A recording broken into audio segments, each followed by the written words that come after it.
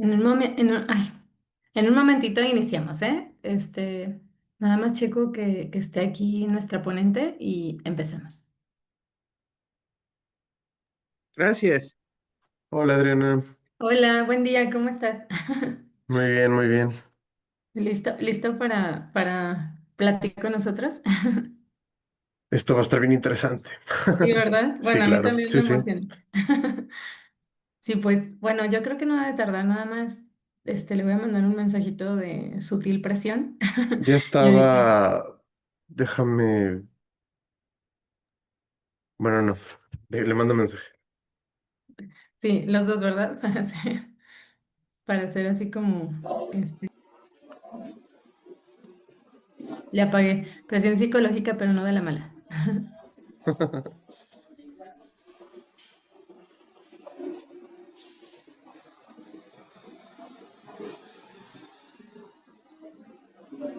Luego la tecnología traiciona, ¿no? De repente es que se batalla un poquito para entrar.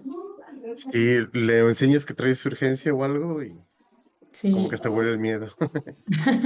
sí, sí, cierto. Son Allora, un poco. poi te la voglio echar saltado.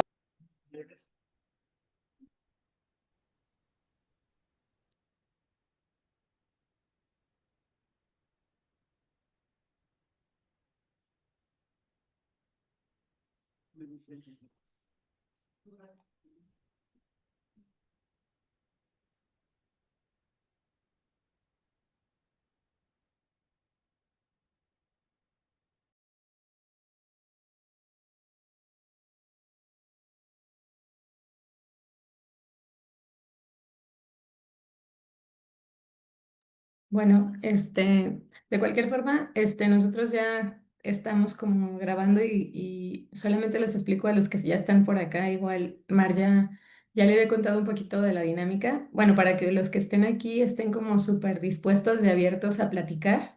Acuérdense, es un foro donde no es netamente como el formato de las ponencias que son 20 minutos y el tiempo es siempre corriendo, sino que aquí la posibilidad es que podamos estar pues platicando, compartiendo, aprendiendo, de forma dinámica. Y pues bueno, como saben, si quieren luego para, no sé, quieren compartir este material o quieren consultar alguna cosa o incluso tener como un contacto directo con los ponentes, pues bueno, el material permanece en las páginas de la universidad. Entonces, a mí me parece que puede servir como recurso didáctico, muy fácilmente. Entonces, para la cosa de las preguntas, pues, o pueden ustedes, poner, hola Mar, ¿cómo estás? Bienvenida. Pueden poner los comentarios, ya sea aquí en el chat, o puede ser en el Facebook, o pueden solicitar abrir el micrófono, que yo creo que sería lo ideal. Ujú. Está perfecto, ¿no? Sí, está muy bien. Hola. Hola, hola. ¿Cómo ¿Se me estás, escucha? chiquilla? No te preocupes, estamos a tiempo. Ujú. Bueno, ¿se me Es- escucha? Sí, sí, sí, te escuchas muy bien. Ujú. Hola, hola, ¿cómo están? Bien, muy listos para escucharte, listos y emocionados. Va, muchas gracias, Adriana. ¿Cómo están ustedes? A ver, voy compartiendo mi pantalla, ¿verdad? Muy bien, sí, por favor. Ujú. Bueno, les explicaba un poco la dinámica del espacio. A ti ya te había comentado que se graba y bueno, se graba y se comparte en las páginas de la universidad. Y entonces bueno, están algunas personas aquí en la sala, pero otros están viéndolo en Facebook. Y entonces preguntas acá. Pero la ventaja del espacio de acá es abrir tus micrófonos y poder platicar directamente contigo, hacer discusión. Bueno, cuando se habla como de discusión pareciera como si fuéramos a pelear, pero no, o sea, más bien compartir, ¿sale? Entonces, bueno, voy a presentar a nuestra ponente y voy a presentar un poquito como el espacio para que ya iniciemos y podamos estar disfrutando del tema, ¿sale? Acuérdense que aquí, bueno, si no se animan a abrir sus micrófonos, pueden ir escribiendo sus preguntas, conforme avance la presentación. Bueno, pues les voy a presentar a nuestra ponente que seguramente, cuando vieron los carteles, pues algunos, o ya la conocen o les de saber qué hacía o por qué este tema está trabajando o lo trabajó y de pronto pues bueno, el chiste es de que nos juntamos para aprender o para despejar la curiosidad, pues bueno, yo les quiero presentar a nuestra ponente. Seguramente, o sea, lo malo de estas, reseñas que luego compartimos es que son muy chiquitas, pero lo bueno es que nos da pauta para generar curiosidad y pues bueno, conforme ella va a ir presentando su tema, la van a ir conociendo mucho más. Como saben, este ciclo de conferencias de arqueología del norte y zonas anexas no netamente se enfoca en el norte como tal, como les hemos dicho muchas veces, se llama así porque nosotros queremos o sea, creemos que el norte jamás, como ninguna zona, es aislada y por ende tenemos que voltear a ver diferentes perspectivas, diferentes influencias y sobre todo estarnos actualizando en lo que está pasando en la arqueología y cómo se está haciendo esta desde diferentes perspectivas. Pues bueno, les presento ahora a nuestra invitada. Ella es María del Mar Martín Macías. Es profesora de arqueología en la Escuela de Antropología e Historia del Norte de México, con licenciatura y maestría en arqueología y un diplomado en patrimonio cultural del INAH. Su labor principal se centra en la divulgación y la vinculación social del patrimonio, enfocándose en públicos no especializados y problemáticas sociales contemporáneas. Ha sido docente reconocida por estrategias pedagógicas innovadoras orientadas al desarrollo social y ha presentado proyectos de vinculación ante la NUIS y es miembro fundadora del colectivo Divulgando Ando, impulsando proyectos dirigidos a poblaciones vulnerables como personas con discapacidad visual. Ha promovido la apropiación social del patrimonio mediante actividades lúdicas y colaboraciones con asociaciones civiles. Y pues bueno, seguramente entendieron ya mucho lo del tema y seguramente les surgen un montón de curiosidades y qué bueno que estén aquí para que podamos aprender de mar. Y pues como les decía, ojalá puedan platicar, o sea, que abran sus micrófonos al final, que nos compartan sus dudas, sus experiencias, porque también de eso se trata, que si algunos trabajan el tema, pues también nos compartan algunas de sus historias. Y pues bueno, bienvenidos. Pues ahora sí que a escuchar y a disfrutar. Adelante, Mar. Muchas gracias. A ver, me he puesto un micrófono y unos audífonos. ¿Pueden decirme si sí me escucho? Te escuchas, sí. Ah, Ujú. pues así voy a estar trabajando. Bueno, pues antes que nada, muchísimas Aunque te gracias. escuchas bajito, pero sí te escuchas, no hay posibilidad de que se escuche un poquito más alto. Bueno, poquitito. A ver, ¿Escucharé mejor? Sí, ahí te escuchas mejor. Ah, Ujú. entonces así lo voy a dejar. Muy bien. Antes que nada, muchísimas gracias pues a ti, Adriana, que me abriste este espacio para poder compartir algo que no solamente que me gusta y que hago, sino que de veras considero que es súper importante que lo compartamos con otras personas, ¿no? Tanto los que estamos en el ámbito académico como cualquier persona que nos dedicamos ahora sí que a lo que sea. Entonces, muchísimas gracias por este espacio. También agradezco mucho a las personas que se conectaron por el interés, quizás por esta temática o quizás hasta por apoyo, ¿no? Entonces agradezco muchísimo a quienes están aquí conectados y conectadas. Lo que yo les quiero platicar en esta charla es algo que he estado trabajando básicamente pues en casi toda mi vida académica.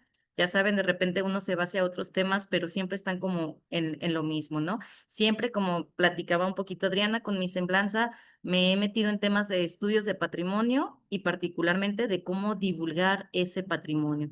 Entonces, a lo mejor cuando ustedes escucharon el título de esta ponencia, Arqueología para Todos, reflexiones sobre la divulgación hacia públicos con discapacidad visual, seguramente lo que les llegó a la mente es que les iba a platicar como quizás como de distintos museos que han aplicado estrategias para que personas con discapacidad visual o ceguera se acerquen a estos espacios, ¿no? Tecnologías nuevas que se pueden emplear, no sé, esto a lo mejor es lo que pensaban ustedes que les iba a platicar, y tampoco es que esté tan distanciado, pero espero no decepcionarles mucho, porque realmente lo que quiero yo comentar aquí, a ver, espérenme, déjenme cambio lo que yo realmente quisiera, ay, espérenme, ay, perdón, puse un video, pero no le quité el audio. Creo que no soy muy buena. Bueno, ya vieron que sobre tecnologías no les voy a hablar porque no es mi fuerte, exactamente las tecnologías, sino que lo que quiero yo hablarles en esta presentación es puse ahí, ¿no? Reflexiones, es decir, factores que debemos de considerar al momento que diseñamos propuestas de divulgación del patrimonio arqueológico o histórico para personas con discapacidad visual. No sobre factores, aspectos técnicos, porque esos realmente está, por ejemplo, la ONCE, la Organización Nacional de Ciegos de España, que ha trabajado muchísimo todo esto. Ellos ya tienen manuales que nos dicen a qué altura debemos de poner los artefactos, a qué distancia uno del otro, qué colores utilizar en las cédulas, qué tamaño de las letras, porque no estamos hablando únicamente de personas ciegas. Cuando hablamos personas con discapacidad visual, pues hablamos de personas también que tienen una baja visión, ¿no? Hay quienes incluso, no sé si han visto, a mí me cae de repente gordo ver memes bueno, no memes, imágenes en el Facebook donde se ve una persona con un bastón, o sea, se ve que tiene discapacidad visual y está así viendo su celular, muy pegado a sus ojos, pero está viendo su celular, ¿no? Y la gente dice, ay, pues no que eran ciegos, solamente lo utilizan para sacar dinero, etcétera. Porque pensamos que la gente o es ciega o no es ciega, pero también existen matices. Y hay muchísimas personas con esa baja visión que sí pueden ver celulares, pero pegados a sus ojos, o sí pueden leer, pero con muchísima luz o con ciertas características, y también sufren muchísimos problemas en la vida cotidiana, ¿no? Entonces, cuando hablamos de personas con discapacidad visual, me refiero tanto a quienes tienen una ceguera total como a quienes tienen una pérdida de su visión. De hecho, si nos ponemos muy estrictos, les aseguro que gran mayoría de los que estamos aquí utilizamos lentes para leer, ¿no? Entonces, o para ver las pantallas y todo esto, y hay quienes incluso cuando se los quitan, pues ven borroso, no reconocen los rostros, pues ahí estamos hablando también de un caso de discapacidad visual, ¿no? Solamente que hay grados. Bueno, entonces yo lo que les voy a platicar es eso. ¿Cómo es que si uno quisiera compartir con un público con el patrimonio arqueológico, a veces ya existen muchísimas estrategias y muchos espacios, pero cuando la persona tiene una discapacidad visual, esto se convierte en un aspecto un poquito más complicado que hay que revisar con atención, pero no nomás aspectos técnicos, sino muchísimas cosas que giran alrededor de estos proyectos de divulgación. A ver. A ver si ya no puse más videos. Creo que sí puse más videos, así que va a volver a pasar. Me disculpo de antemano. Bueno, entonces les platico un poco en cómo voy a distribuir la charla del día de hoy. Esas reflexiones que digo, esos aspectos que tenemos que considerar, versan primeramente respecto al patrimonio. O sea, si estamos divulgando el patrimonio, creo que primero es importante que sepamos, pues, qué es ese patrimonio. Luego vamos a ver cómo es que el patrimonio puede ayudarnos a la solución de problemas sociales, que es un poco así lo que enfocamos en esta exposición y en esto que he estado trabajando. Y vamos a hablar entonces un poco más también sobre el tema de la discapacidad y un concepto que a lo mejor ustedes ya han utilizado, que es el del capacitismo. Pero bueno, no me adelanto muchísimo. Posteriormente ya les hablaré de estas estrategias de divulgación del patrimonio exclusivamente para personas con discapacidad visual, que es lo que he estado trabajando. Cómo es que es el proceso para la creación de guiones, que es el meollo de todo este asunto, y al final pues ya hacemos algunas reflexiones entre todos sobre lo que considero que es de lo más relevante para rescatar de esta presentación. Entonces, a mí me gustaría que si alguien tiene como algún comentario o algo, puede levantar la mano y decirlo, no importa que se interrumpa o que escriba por el chat. Bueno, de mi parte, no sé si hay alguna otra dinámica para trabajar estas No, presentaciones. tú cómo te sientas cómoda. Si lo sientes así muy bien, a mí me parece perfecto. Ujú. Ah, muchas gracias. Pues sí, yo lo prefiero, hasta se me hace muy chido sentir como la interacción, ¿no? Entre los que estamos aquí conectados. Y bueno, una duda, Adriana, antes de empezar, por dónde se está transmitiendo esto? ¿Es en vivo o se transmite hasta que se No, termina de... está en vivo y se está transmitiendo en la página de la UASLP. Bueno, les comparto bueno, si quieren ahorita por el chat, les comparto el link, Ah, pero gracias. es la página, bueno, es servicio de videoconferencias, así, y viene el logo de la UASLP, pero ahorita les comparto el vínculo para que si se lo quieren compartir a alguien más, pero está en vivo, justamente. Va. Ujú. Ah, ya me encontré. Sí. Me encontré. Sí. Ay, Ujú. sí me va a hacer. Déjame lo comparto porque mucha gente también me dijo que quería entrar, pero pues por los horarios no No se le prestaba. Ujú. se prestaba. De todas formas, se graba el video y si quieres, te lo comparto después por si lo quieres compartir con conocidos y demás, también. Ujú. Bueno, muy bien. Ya lo compartí. Va, entonces voy a proceder con lo que les comentaba. Lo primero que vamos a trabajar, y me parece a mí sumamente importante, es esto que les digo de qué es el patrimonio. Y es que saben, bueno, les comparto un poquito también. Yo, bueno, como les comentaba también a Adriana, pues soy arqueóloga de formación, ¿no? Soy arqueóloga de formación, pero por muchísimo tiempo, por casi 8 años, me tuve que dedicar a dar clases a nivel licenciatura, pero en el área de las humanidades. Entonces, a mí me gustó mucho porque aprendí de literatura, aprendí de filosofía, de historia y pude vincular todo eso pues con mi práctica arqueológica, ¿no? Pero después de esos 8 o casi 10 años que me desprendí ligeramente de la arqueología, excepto por estos trabajos de estudios de patrimonio, cuando regreso y vuelvo otra vez a vincularme con los arqueólogos, con los historiadores, con los antropólogos y todo eso, me empiezo a dar cuenta que la palabra patrimonio está por todas partes, ¿no? Ahora sí, como dicen, hasta en la sopa. Revisaba un congreso, las ponencias de un congreso y todo es estudios de patrimonio, patrimonio. Entonces, parece que todo el mundo estamos estudiando el patrimonio y quisiera pensar entonces que todos sabemos realmente qué es el patrimonio, ¿no? Es básicamente como parecería nuestra bandera de los que estudiamos esto, de los que hasta trabajamos en el INA, ¿no? Pero cuando dialogo, cuando observo, cuando escucho, me doy cuenta que tenemos quizás de repente como muchas interpretaciones del patrimonio, o quizás una sola, pero que quizás no se ha analizado como con mucha profundidad. Entonces, yo lo que propongo aquí es revisarlo con más profundidad. Decíamos, es un concepto que está en boga. Podríamos decir que hay una definición básica, es decir, por ejemplo, esta que vemos aquí en la UNESCO, dice, es el legado que heredamos del pasado, con el que vivimos hoy en día y que transmitiremos a las generaciones futuras. Nuestro patrimonio cultural y natural constituye una fuente irreemplazable de vida y de inspiración, ¿no? Entonces yo creo que esta definición, si alguien la leyera, sabría que se está tratando del patrimonio. Y creo que todos los que trabajamos pensamos de esa manera. Es algo del pasado que se debe conservar porque sí. Porque a veces cuando nos preguntamos, ¿sí, por qué se debe de conservar? Pues la gente dice, pues porque es nuestro pasado, pues porque es nuestra identidad, es nuestra memoria, pero realmente a veces no reflexionamos qué significa que algo sea identidad y que algo sea memoria. Incluso nosotros, los estudiosos del pasado, particularmente de la arqueología, pues nos enfrentamos con dos cosas, ¿no?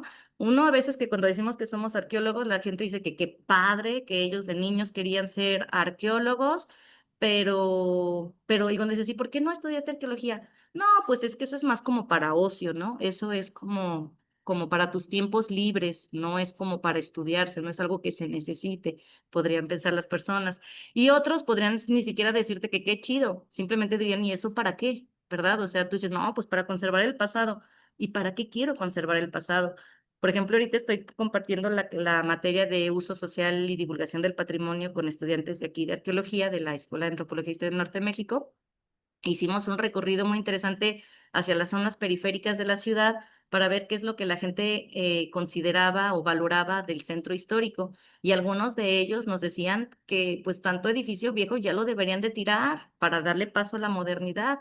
La gente más joven también nos decía que pues quisieran que los centros comerciales que se encuentran a la orilla pues se fueran al centro histórico, ¿no? Que le diera esa como modernidad, esa visión de modernidad al centro, ¿no? Y uno como arqueólogo a eso le duele el corazón y dice, no, ¿cómo es que la gente no valora el pasado? Y yo me pregunto, bueno, ¿por qué lo debería de valorar? O sea, ¿por qué la gente debería de valorar el pasado? Yo pienso que sí, pero me pregunto si realmente los arqueólogos o los historiadores consideramos por qué se debe de valorar ese pasado. Entonces, bueno, aquí para responder a esa pregunta de qué es realmente el patrimonio, particularmente el patrimonio cultural, pues pienso que ahí la arqueología se pone, ¿se acuerdan de esas niñas y esos niños que son bien preguntones? ¿Pero por qué? ¿Pero por qué? ¿Pero por qué? ¿Pero por qué? ¿Para qué? ¿Cómo? ¿Dónde? Entonces creo que son las preguntas que debemos de hacer, no solamente partir de una definición de la UNESCO de qué es patrimonio, sino realmente conocer de veras qué es el patrimonio, para qué sirve, qué pasa si se pierde, qué pasa si no, qué pasa si se le cambia el significado. Entonces, todas estas cosas, pues no es que me las esté inventando yo, realmente también parto de los trabajos que han hecho.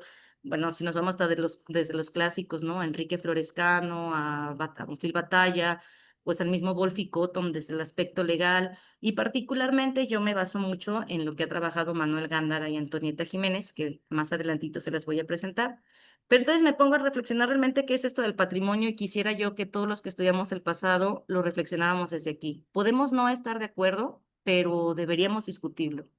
Pienso yo que todas las sociedades humanas somos gregarias, ¿no? Todas las personas necesitamos reunirnos entre nosotros para poder sobrevivir. Eso quiere decir que vivimos en comunidad y cuando digo comunidad, si se fijan ahí, subrayo común, porque la comunidad hace referencia a personas que tenemos algo en común. Entonces, estas categorías hasta pueden ser regionales o completamente amplias, ¿no? Quienes estamos aquí nosotros ahorita reunidos somos una comunidad quizás académica, una comunidad arqueológica o una comunidad con interés en el pasado. Tenemos algo en común. A lo mejor aquí, ahorita que me encuentro en la escuela de antropología, tenemos algo en común quienes estudiamos aquí. Me encuentro en Chihuahua, entonces a lo mejor tengo algo en común con las personas que viven aquí. Si de repente, dice Yasnaya Aguilar, me encanta su definición de identidad. Si de repente llegaran unos extraterrestres aquí al planeta, nosotros nos vamos a identificar como terrícolas, ¿no? Ya a lo mejor ya no soy ni laguense, bueno, porque soy de Lagos de Moreno, Jalisco, ni me voy a identificar como arqueóloga, ni como mexicana, me voy a identificar como terrestre, como terrícola, porque me estoy en una amenaza o en contacto con el otro. Entonces, eso que me mantiene en común a algo es algo esencial y básico en todas las sociedades humanas. Y bueno, decíamos, esas cosas que nos tienen en común son esos rasgos que nos distinguen a unos de los otros, formas en cómo lo hacemos, por ejemplo, nuestras tradiciones, nuestra lengua en la que hablamos, nuestros gustos, todo eso nos mantienen en común, pero también las historias que nos han hecho ser lo que somos. Entonces, creo que ese es el motivo por el cual los arqueólogos y ya las arqueólogas consideramos que trabajamos con el patrimonio, porque toda esta historia que registramos y que intentamos reconstruir desde atrás es parte de la historia de ciertas personas, ¿no? En escalas muy pequeñas o en escalas muy amplias. Entonces, esos rasgos que nos identifican a alguien, eso es exactamente el patrimonio. Entonces, esas formas e historias, decíamos, hay tradiciones, está la lengua, están esos sucesos históricos que digamos son cosas que no se podrían tocar. Sin embargo, existen restos materiales que dan fe de que existieron esos procesos sociales, procesos históricos o esas tradiciones, esas formas de hacer las cosas, ¿no? Entonces, esa materialidad que se convierte en algo que preserva la memoria de eso que nos hace ser quienes somos. Entonces, aquí estoy ahorita incluso en el laboratorio de arqueología y, por ejemplo, si encontramos algún hueso, no sé, si tenemos por aquí un hueso, este hueso alguien podría decir, ay, no manches, yo ni me identifico con ese hueso, ni es parte de mi memoria, entonces a mí no me importaría que se perdiera, ¿no? Entonces un arqueólogo dice, bueno, a lo mejor a ti directamente no, pero como parte de la historia de la humanidad, sí es importante de conservarlo, ¿no? Entonces esto creo que es algo súper esencial que sepamos los arqueólogos, pero sobre todo esta pregunta que les pongo hasta aquí, el para quién.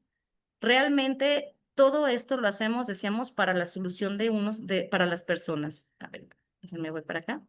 ¿Para qué nos sirve saber quiénes somos? Decíamos, ¿para qué estudiamos el pasado y para qué insistimos en que la gente no lo destruya ni lo intervenga de manera feroz? ¿Para qué nos sirve saber quiénes somos?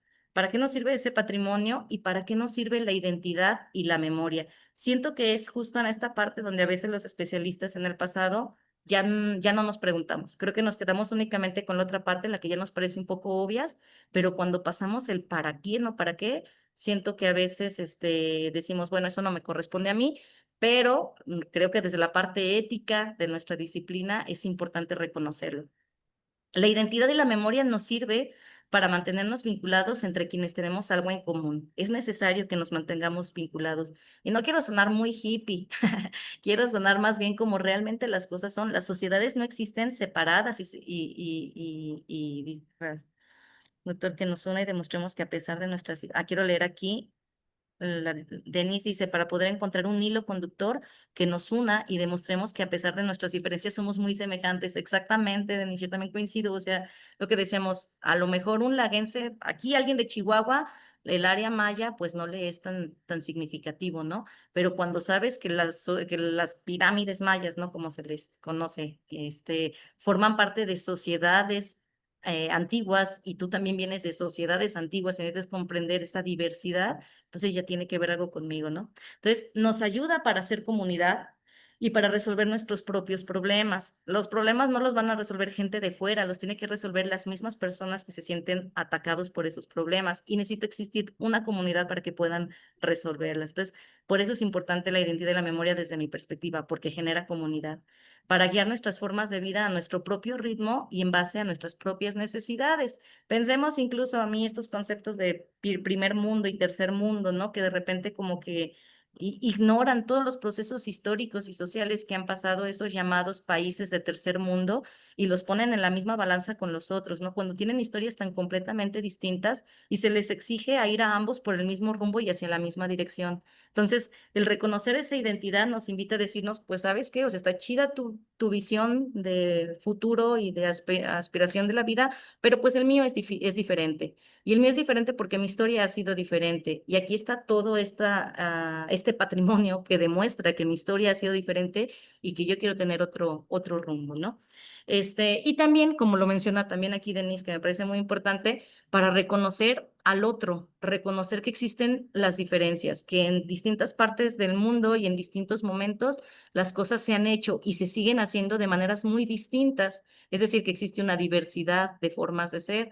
Y ahorita en un mundo globalizado, donde ya estamos todos ahí involucrados y se introducen unas culturas y otras, que eso siempre ha pasado, obviamente, pues más que nunca tenemos que aceptar pues esa diversidad y aprender a reconocerla y respetarla. Entonces, justo aquí es donde entra este problema que yo también detecto respecto al tema de la discapacidad. Y hablo de diversidad en todo tipo, ¿no? O sea, en modos de producción, si nos vamos como a lo que la arqueología a veces estudia. Por ejemplo, acá yo estoy súper asombrada en Chihuahua. Bueno, les digo, yo soy de Lagos de Moreno, Jalisco. Es una zona pues fronteriza. Si hablamos en términos prehispánicos, estamos en esa frontera hacia el semidesierto, pero cuando vengo acá a Chihuahua veo la arquitectura de tierra que es monumental, ¿no? Y que no la vemos en ninguna otra parte del mundo. Y que en cualquier parte de mi pueblo, de Lagos, pensarían que arquitectura de tierra es sinónimo de pobreza, de retraso, de rezago, ¿no? Entonces, creo que el comprender esa diversidad de formas en el tiempo y en el espacio nos ayuda a ver que no, esos valores a veces no son compatibles, ¿no? Entonces, creo que nos ayuda mucho con tema de diversidad, incluso hasta pensando en la diversidad sexual, por ejemplo, que es algo que está tan en boga hoy en día. Creo que también el patrimonio nos ayuda a considerar esa diversidad. Entonces, por esto es que estudiamos y divulgamos el patrimonio, porque sabemos que le puede servir a la gente para solucionar sus propios conflictos. Y en este sentido, considero yo que todas las investigaciones y todos los procesos, proyectos de divulgación deben de ser encaminados y pensando siempre en la persona a la que le va a ser útil ese patrimonio y no tanto al revés. Entonces, aquí me entra la pregunta, bueno, les surge la pregunta si es la discapacidad un problema. No sé, díganme ahí ustedes qué piensan, si es la discapacidad un problema, que si es algo que se debe de solucionar, la discapacidad, así como lo mencionamos. Aquí, por ejemplo, les presento dos gráficas que hablan sobre la cantidad de personas, tanto en México como en población mundial, que tiene alguna deficiencia visual. Para el caso de México, como pueden ver, es un 8.5 de personas que tienen una deficiencia visual. Con 8 puntos, digo, con deficiencia visual me refiero a ceguera total o problemas de la vista donde sin lentes no pueden ver, por ejemplo, o que si no se atienden, entonces eso puede terminar en una ceguera. Sí, entonces, eso por una parte en México, un 8.5% de la población tiene estos problemas de visión, pero a nivel mundial es el 27.9% quienes cuentan con estas circunstancias. Y esto es súper delicado, ¿no? Somos una sociedad que se ha acostumbrado demasiado a lo visual. Todo lo que queremos visual, aprendemos únicamente a través de lo visual. Incluso a veces pienso yo, a veces la palabra imagen nos hace referencia como a una foto, pero imagen viene de imaginación y para la imaginación realmente no necesitamos particularmente la vista, ¿no? Sino otros sentidos. Entonces vivimos en una sociedad realmente que se ha acostumbrado a ser completamente visual. Y, estos índices que vemos de discapacidad visual pues resultan alarmantes porque pues somos muy visuales y cada vez hay más enfermedades que llevan este tipo de pérdidas, ¿no? De la vista, como es la diabetes y, bueno, algunas otras enfermedades o circunstancias, ¿no? Accidentes. Siempre ha existido la discapacidad visual, si nos ponemos a pensarlo. Entonces, justamente eso que dije, siempre ha existido la discapacidad visual, creo que es una parte del problema. Bueno, no del problema. Pienso yo, bueno, nomás les digo, no creo yo que la discapacidad sea un problema, pero sí que existen muchos problemas en torno a la discapacidad y todo tiene que ver con la manera en cómo percibimos a la discapacidad. Entonces, bueno, aquí hago un paréntesis, ¿no? Decíamos que las reflexiones que se tienen que hacer cuando hacen unos proyectos de divulgación para este tipo de personas, uno era considerar realmente qué es el patrimonio, por qué y para qué lo estoy utilizando. El segundo sería entonces saber, si estamos hablando de discapacidad visual, pues cuál es el verdadero problema con la discapacidad visual. Ustedes seguramente han escuchado estos conceptos, son los modelos que han existido a lo largo del tiempo en cómo se ha percibido la discapacidad. Los presento de manera diacrónica, sin embargo, no quiere decir que uno rebasó a otro, sino que siguen algunos persistentes, incluso unos no son precisamente como contradictorios. Primero, desde la antigüedad, si podemos verlo así, desde la Edad Media, se tenía una visión de prescindicencia o desacralizante sobre la discapacidad visual. Es decir, se consideraba que las personas que nacían con una discapacidad era por un castigo divino, o era elegido por los dioses. Entonces, si la gente tenía esta visión sobre la discapacidad, por una parte, pues buscaban eliminarlos porque pues no eran prescindibles, ¿sí? Bueno, más bien eran prescindibles, ¿no? Entonces, como no eran útiles para la sociedad, lo mejor era pues que se fueran muriendo o que se fueran apartando, que se fueran marginando, porque no son personas que entraban en la sociedad. O por otra parte, como lo hemos visto yo, bueno, ahora que realicé todos estos trabajos, la época prehispánica, por ejemplo, con las sociedades nahuas, y con los mexicas particularmente, se veía más bien al contrario, como alguien elegido por los dioses, ¿no? Entonces, en este sentido, lo sacralizas y el trato es, al final de cuentas, diferente al de cualquier otra persona que no tuviese la discapacidad. Con el paso del tiempo, pues esta visión sobre la discapacidad va cambiando y entra el modelo médico que ya considera más bien que el problema, y así lo digo como entre comillas, de la discapacidad es que son cuerpos imperfectos.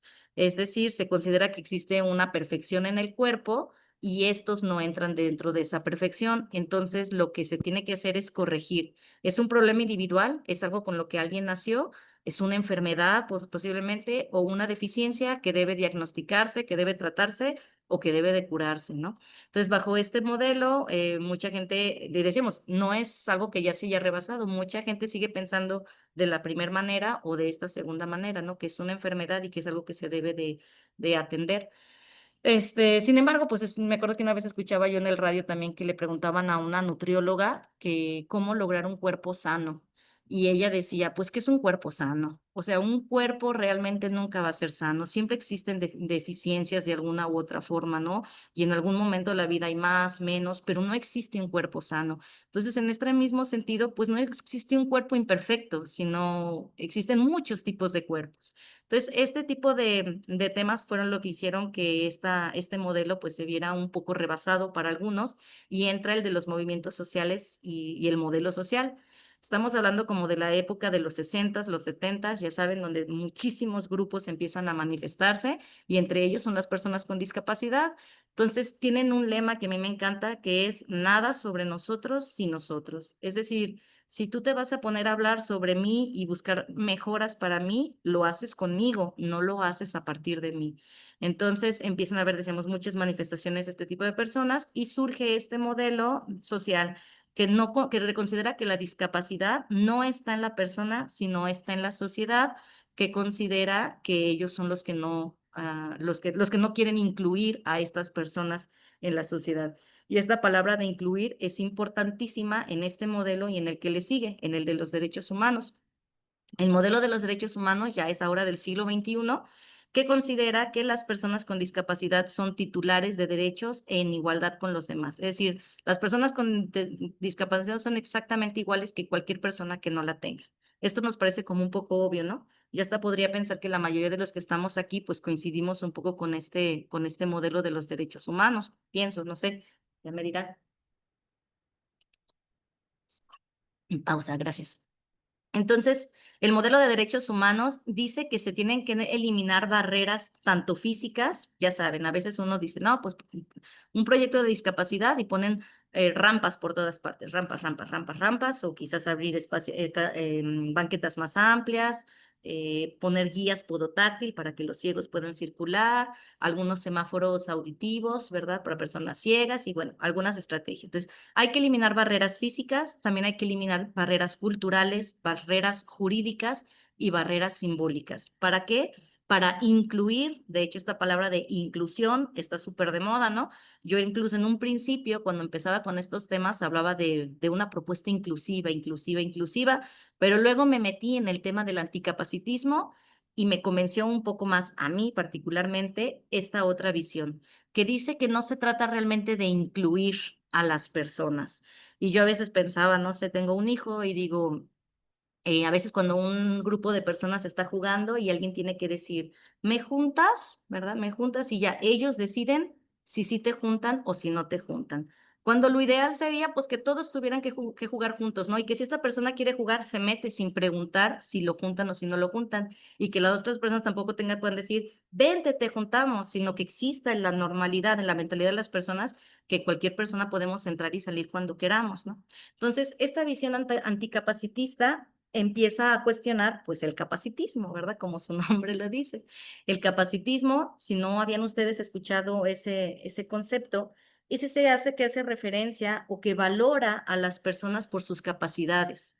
Entonces vivimos en una sociedad que valoramos a las personas por nuestras propias capacidades y en este sentido, una persona que no tiene una capacidad que la otra la tiene, es minorizada o se le ve como diferente y por ende se le tiene que incluir. Entonces es una crítica que se le hace al modelo de los derechos humanos. El anticapacitismo dice, no me tienes que incluir a nada porque soy igual de valioso que tú. Es más, ¿qué tal si soy yo quien te incluye a ti?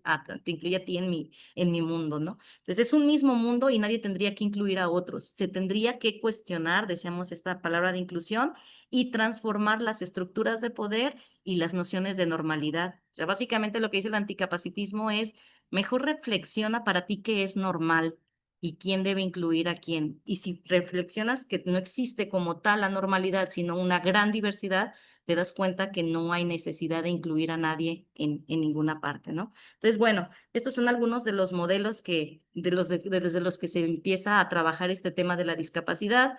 Yo particularmente les digo, me inclino mucho por este último porque es el que pues siento que coincide un poco más con mi forma de pensar, ¿no? Sin embargo, las políticas y muchos modelos trabajan con el modelo de derechos humanos, que tampoco está, pienso yo, tan mal.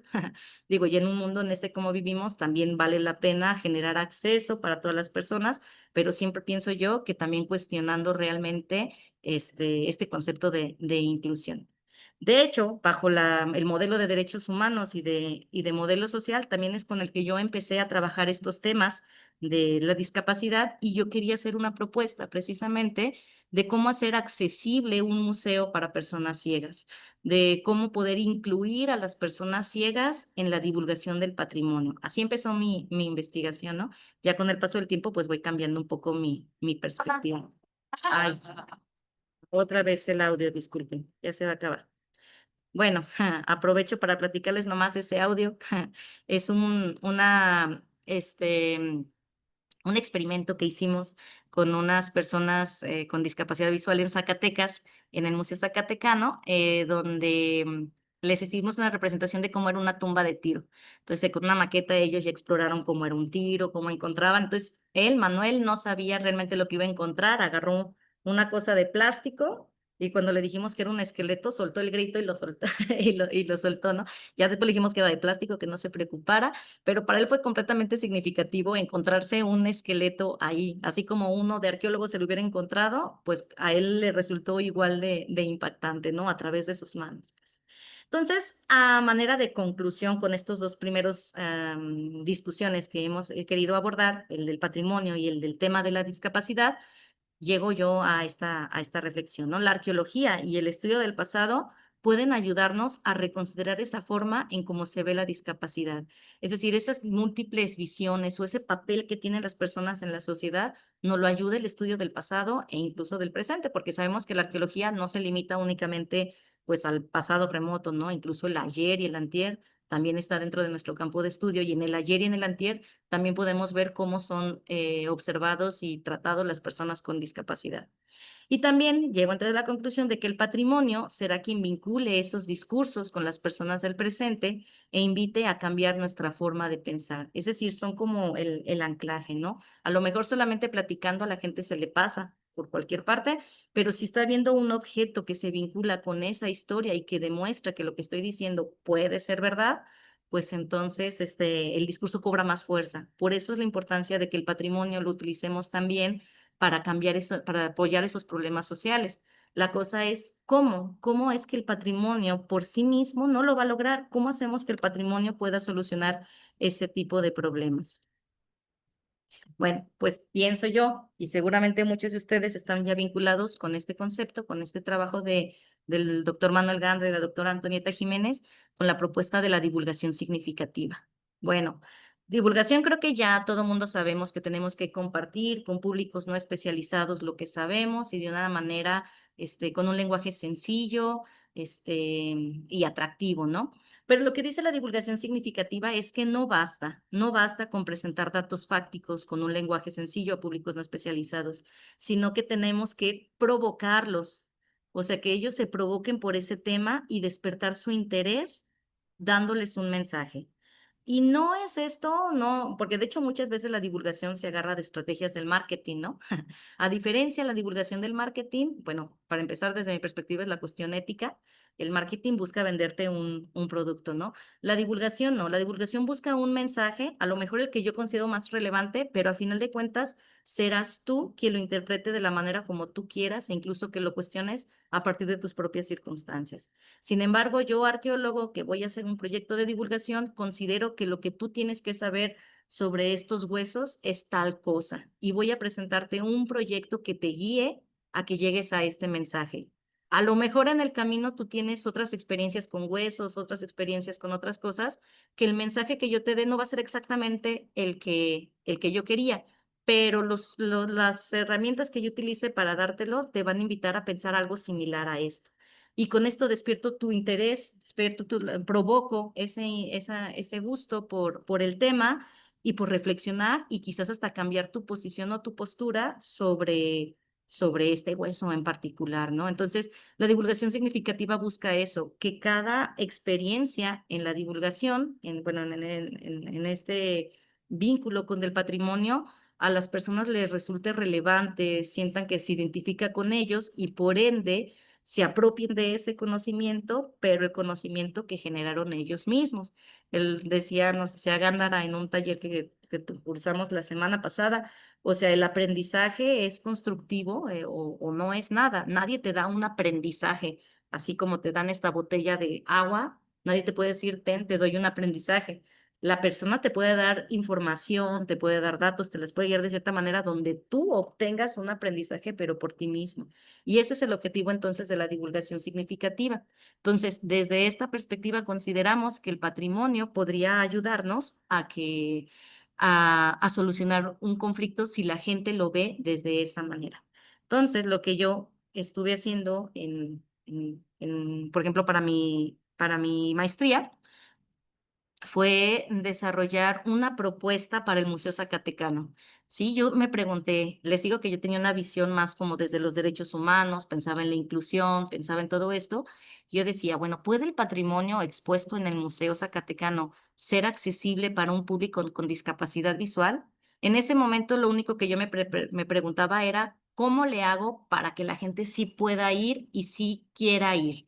Y en mi mente dije, bueno, pues guías podotáctil, estas con las que se pasa con el bastón, pones maquetas que la gente pueda tocar, pues pones audioguías, ya sabes, ¿no? Todo esto de todos tus sentidos, ¿no? Pero luego cuando me topo con la propuesta de Antonieta Jiménez y de Gándara, me doy cuenta que no basta con hacerlo accesible, porque dice Gándara, luego de presentarles toda esa información, ellos van a decir, ¿y qué hago yo con esto? pues qué interesante que en este edificio se hacían monedas, pero ¿eso para qué me sirve a mí? ¿Y para qué le sirve a una persona ciega también, ¿no? En ese sentido, bueno, como persona seguramente le sirve de una manera, pero ¿cómo puedo hacer lo que se provoque?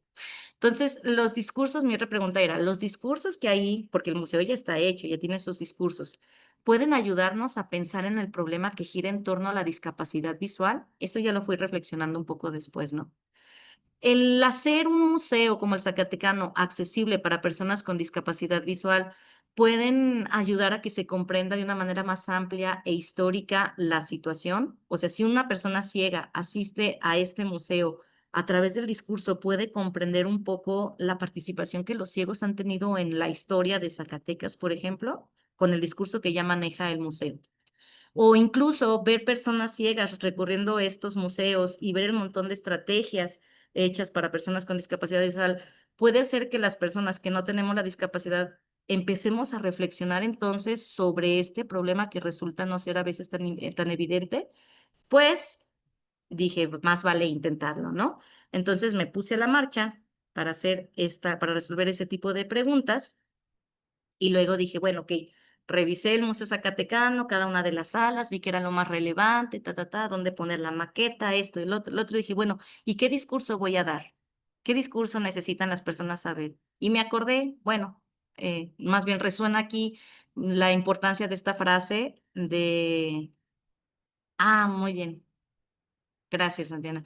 Esta frase que decíamos de nada sobre nosotros sin nosotros. Entonces, no hay manera en que yo pudiera saber cómo hacer accesible un museo o cómo hacer un discurso atractivo para una persona ciega si yo no soy ciega y si no platico con ellos, si no los escucho a ellos. Entonces, empieza mi trabajo de muchos años a estar en vínculo con personas con discapacidad. Claro, empezaba yo a decirles, ¿y cómo son tus experiencias cuando vas a un museo? Pues, ¿qué creen que me responden? Pues no van a museos, porque ¿a qué van a un museo si no pueden hacer absolutamente nada ahí? De hecho, mi proyecto empezó porque cuando estudiaba la licenciatura, estaba en la ENA y me daba clases de museografía un maestro que era curador de una de las salas del Museo Nacional de Antropología. Este, y él me acuerdo que decía, a ver, ¿cómo le hacen para personas ciegas? Porque el patrimonio no se puede tocar, ¿no? Por cuestiones de conservación las piezas arqueológicas no las puedes tocar. ¿Cómo le hacen unos ciegos? Y nosotros, no, porque con unos guantes y así, y esa. Y ya decía él, no, pero los guantes no te permiten tocar, sentir texturas y bla, bla, bla. Entonces, no, pues sí es cierto. No, pues les ponemos unas réplicas, decíamos. Y él nos decía, bueno, imagínate tú que vas al Museo Nacional de Antropología, ves la Piedra del Sol, te tomas tus fotos, sales todo magnífico de ahí y después te dicen que era una réplica, que no era el original. ¿Qué sientes? Entonces, no, pues me siento estafado, así no, Sheinbaum, así no hablo, ¿verdad? Entonces, pues, no tiene sentido entonces no se puede divulgar el patrimonio arqueológico para personas ciegas, porque pues nadie quiere que le den una réplica, ¿no? Y como que me quedé yo con esa idea en la cabeza, y cuando empecé entonces esta investigación y platico con las personas ciegas, pues ellos no tienen problema en tocar réplicas, no tienen ni siquiera problemas en no tocar los objetos. Ellos lo que me decían es, quisiera ir a un espacio donde realmente pudiera yo desplazarme, aprender, que supiera que está hecho para mí. ¿Por qué? Porque me topo con que pues no van a museos, porque ¿a qué van? No van a conciertos, porque por ejemplo, piensen, para una persona ciega, el que también te tapen los oídos con tanto ruido es como dejarte perdido en medio del mar, ¿no? Entonces no pueden ir a conciertos, no pueden ir a espectáculos, porque nada está hecho para personas ciegas. Cuando mucho ponen pisos podotáctiles, pero nunca se han puesto las personas encargadas de hacer todo tipo de eventos y de actividades a pensar realmente cómo camina una persona ciega, a qué le tiene miedo, qué le gusta, de qué manera, qué cosas disfruta. No es prioritario. A lo mejor por lo que veíamos en las estadísticas del principio, no estamos hablando que el 70% de la población es ciega, pero aunque fuera un 1%, aunque fuera un 0.00003%, son personas que tienen derecho a lo mismo que los demás, ¿no? Entonces, me voy topando con esto. Las personas ciegas, no les importa si tienen una réplica o no, ni siquiera si pueden tocar o no, si realmente quieren una experiencia que sea significativa y atractiva para ellos. Entonces, bueno, yo, pensé yo que el ideal sería que fuera una persona con discapacidad visual quien estudiara arqueología y quien se metiera en temas de divulgación y fueran ellos mismos quienes desarrollaran su propia estrategia, porque yo por más que me acerque e intente aprender, pues no vivo la misma circunstancia que una persona con discapacidad. Entonces, pues lo que hago es ser como un vínculo, ¿no? Un puente. Aquí me gusta mucho esto, esta parte de de los estudios poscoloniales y subalternos, particularmente de los subalternos, que decían, ¿no? Alguien decía que había que darle voz a los subalternos, hay que darle voz a la gente. Y decía Gayatri Spivak, claro que no, porque la gente ya tiene voz. Lo que no tiene es la posibilidad de ser escuchada. Y no nos corresponde a nosotros ser la voz de esas personas porque ellos tienen su propia voz. Lo que nos corresponde es quizás, ya que nosotros tenemos la atención sobre nosotros, en este caso tengo yo la atención porque no soy una persona ciega y estoy metida en temas de arqueología y de divulgación, pues tengo más posibilidad de que me escuchen. Entonces es ser ese vínculo con las personas con discapacidad visual para que ellos en algún momento, con todas estas experiencias, sean ellos mismos quienes exijan y generen sus propias estrategias, ¿no? Entonces, fueron como algunas de las reflexiones a las que yo llegué con este trabajo directo con personas con discapacidad visual. Así que dije, manos a la obra, ya sé un poco más sobre las que las personas con discapacidad visual quisieran experimentar en un museo. Ya también sé lo que Tony y Gándara me platican de para qué sirve el patrimonio y cómo es que lo puedo vincular a través de la divulgación significativa. Ahora sí vamos a hacerlo en el Museo Zacatecano. Entonces aquí utilizo un modelo que es súper conocido para todos los que estamos en temas de divulgación, que es el modelo TORA de Sam Ham, que el modelo TORA dice, o sea, no basta únicamente con presentar información divertida y todo eso. Necesitamos tener una tesis, es decir, un mensaje que guíe a toda nuestra experiencia de divulgación. Cuando dice él, incluso, cuando una persona, tu profesor, el más aburrido que tienes en tu clase, por más que intentas seguirle la pista, no puedes, una, porque puede ser que hablen un idioma que tú ni entiendes, ¿no? Y otra, porque parece que no va a ningún punto, sino que está hablando y hablando de muchas cosas y nunca sabes en qué va a aterrizar. Entonces, eso le puede pasar a las personas cuando van a museos o cuando van a zonas arqueológicas. Ven información aquí, aquí, acá, acá, acá, pero no saben a qué te refieres o a qué punto quieres llegar. Entonces, el modelo nos dice, elige un mensaje. Elige un mensaje particular en el cual tú quieres que la gente llegue a una reflexión similar a ese o algo similar.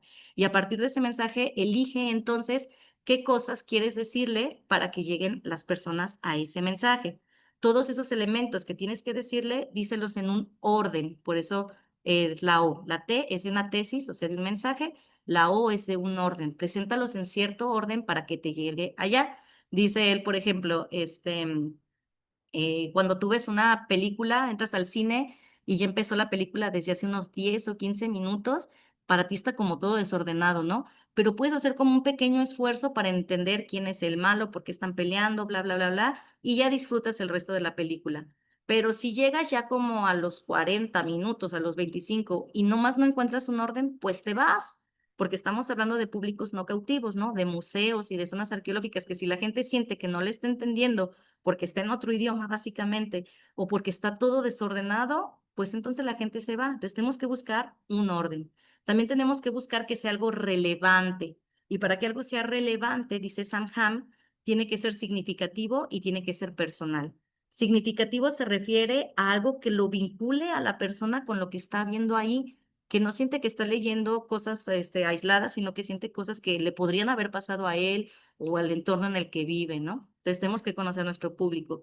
Y personal se refiere a que toque esas sensibilidades, ¿no? Que hables sobre conceptos que a las personas digan, ah, caray, esto sí me interesa. Entonces, por eso tenemos que saber a quién le estamos hablando para poder buscar estos elementos.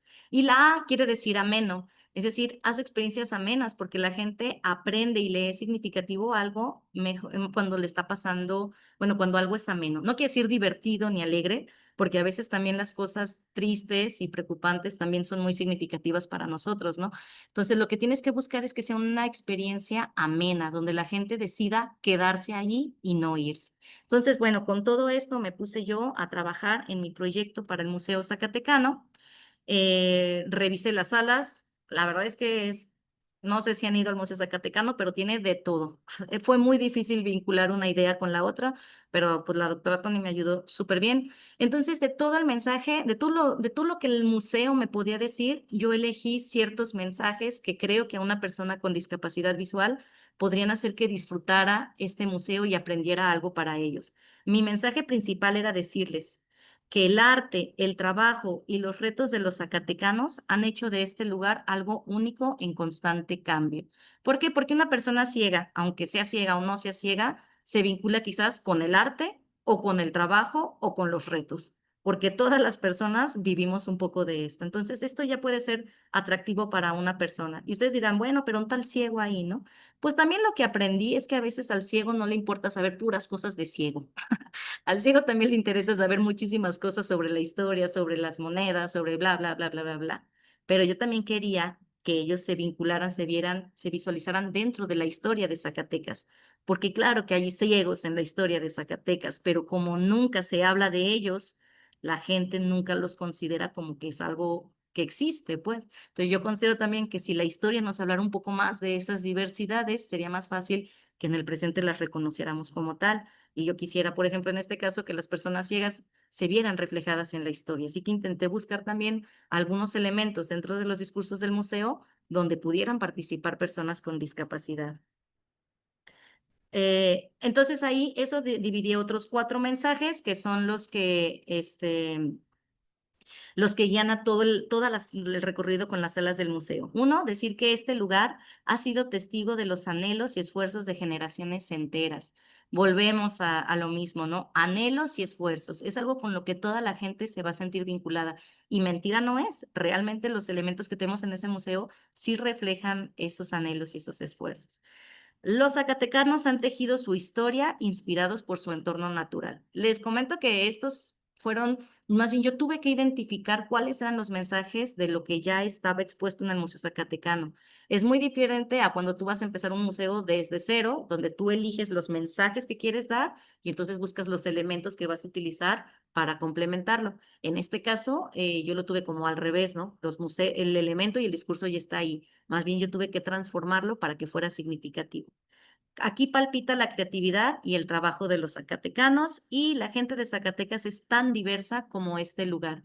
Básicamente, con eso yo quería decir, porque si ustedes conocen el Museo Zacatecano, culmina con la Sala Wixárika, y si algo podemos aprender también de la Sala Wixárika es que es una cultura, es una tradición completamente diferente a la de la occidental, ¿no? A lo de las personas que solemos visitar ese museo. Y antes de verlo como con fascinación o como cierto paternalismo, deberíamos reconocer entonces esas diferencias y los riesgos que hay en esas diferencias, porque claro que son marginadas las personas wixárika y personas de cualquier grupo indígena, así como lo son también las personas con discapacidad. Entonces, con este mensaje yo busco incluso que la persona con discapacidad se vincule, se identifique con alguien diverso, ¿no?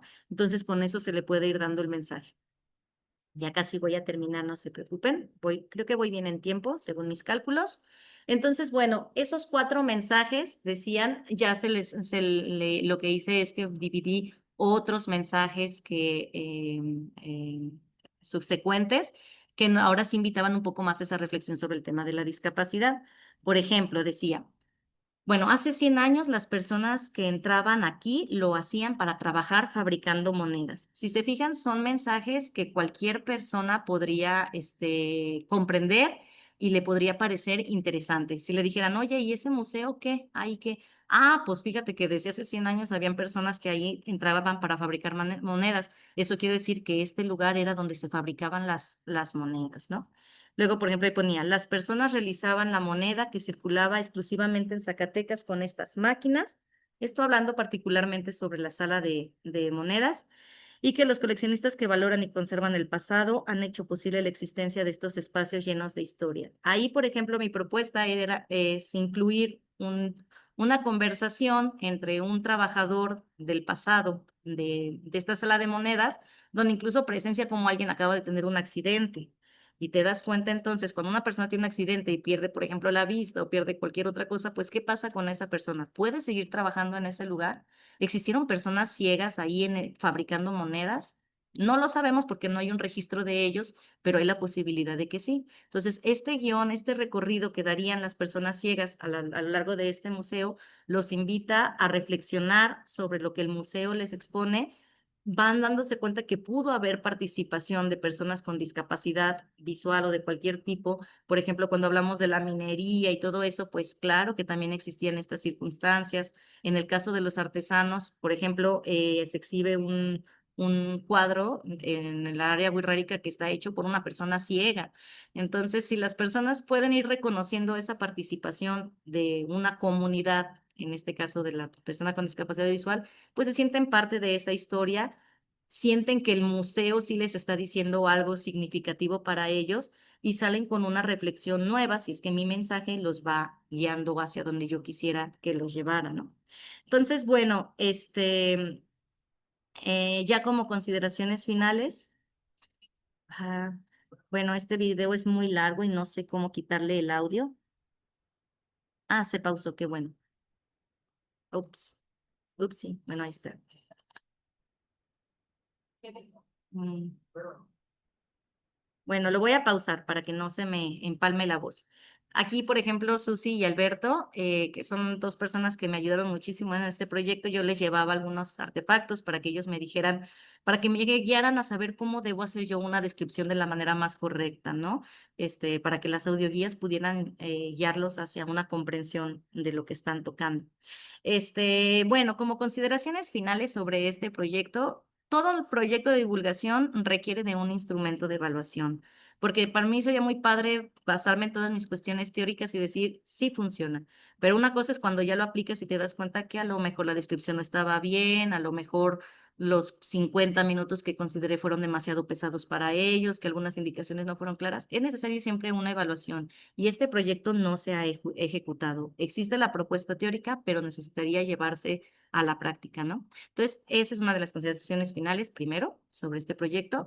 Y ahora sí, para retomar lo que he estado hablando aquí en una hora, es primero que reconozcamos que el patrimonio tiene su razón de ser en la gente. Todos los artefactos que se encuentran en exhibición ahí en el Museo Zacatecano y que son considerados patrimonio, no tienen sentido si la gente no los vincula con algo, si no les son significativos para ellos. Entonces, nosotros como especialistas en la divulgación debemos generar que la gente reconozca esos significados o esos mensajes que dan los bienes patrimoniales. El patrimonio posee valores y significados que vinculan a la gente, un poco lo que les platicaba, que todo conocimiento debe de ser compartido. Eso es como algo medio básico en temas de la divulgación, ¿no? O sea, creo que todas las personas, ya no habría nadie que dijera que la divulgación no sirve o que todo lo que investigamos lo guardamos para nosotros. A lo mejor hay cosas particularmente que a una persona que no está vinculada con la arqueología o con cualquier disciplina no le interesa saber particularidades, ¿no? Por ejemplo, si esta es la vértebra dorsal o la vértebra cervical, a lo mejor esa particularidad no la necesito divulgar porque de nada le sirve a la otra persona, pero hay información, hay significados que este huesito podría tener y que sí pudieran ser relevantes para las personas. Que tal que digo, este hueso es de humano y nos lo encontramos en la olla de tu tatarabuelo. Eso podría ser bastante significativo para ellos, ¿no? Saber que sus tatarabuelos, pues quizás consumían personas. Bueno, de una versión muy sensacionalista, ¿no? Pero esos significados y esos valores son los que debemos de compartir. Todo conocimiento debe ser compartido, todo proyecto debe tener bien definidas sus bases y conceptos, sus porqués y para qué. Lo que decimos, muchos proyectos de divulgación del patrimonio parten sin un análisis de realmente qué es el patrimonio y parten de la idea de, pues yo divulgo porque sí, protejo el patrimonio porque sí, porque todas las partes dicen que debo de protegerlo, o en mi cabeza digo, pues porque es importante para la historia del pasado. Pero realmente si nos preguntamos para qué y para quién, entonces ahí es donde hacemos una verdadera reflexión sobre esos aspectos tanto metodológicos, epistemológicos y éticos de nuestro quehacer. Y creo que aplica para todo tipo de proyecto, no nomás de divulgación, ¿no? Entonces, para compartir con un público, lo primero que tenemos que hacer es conocer a ese público. Yo les digo así, siempre que hablo de esto, que cuando hablamos de la divulgación para público general, no existe como tal el público en general. Existe en acceso abierto para todo tipo de personas, pero los mensajes y los discursos, la información que presento va a ser atractiva para unos, el mensaje le va a llegar a unos y no le va a llegar a otros. Los museos de arqueología no son para niños, si se ponen a pensar, ni son para personas con discapacidad y quizás tampoco son para personas extranjeras en cierta manera, ¿no? Entonces, no existen los públicos generales, así que siempre hay que estudiar a quién le estoy dando mi mensaje. Y bueno, que además de buscar accesibilidad para personas con discapacidad en espacios como los museos o los sitios arqueológicos, pues debemos buscar que la información que se les presente sea significativa.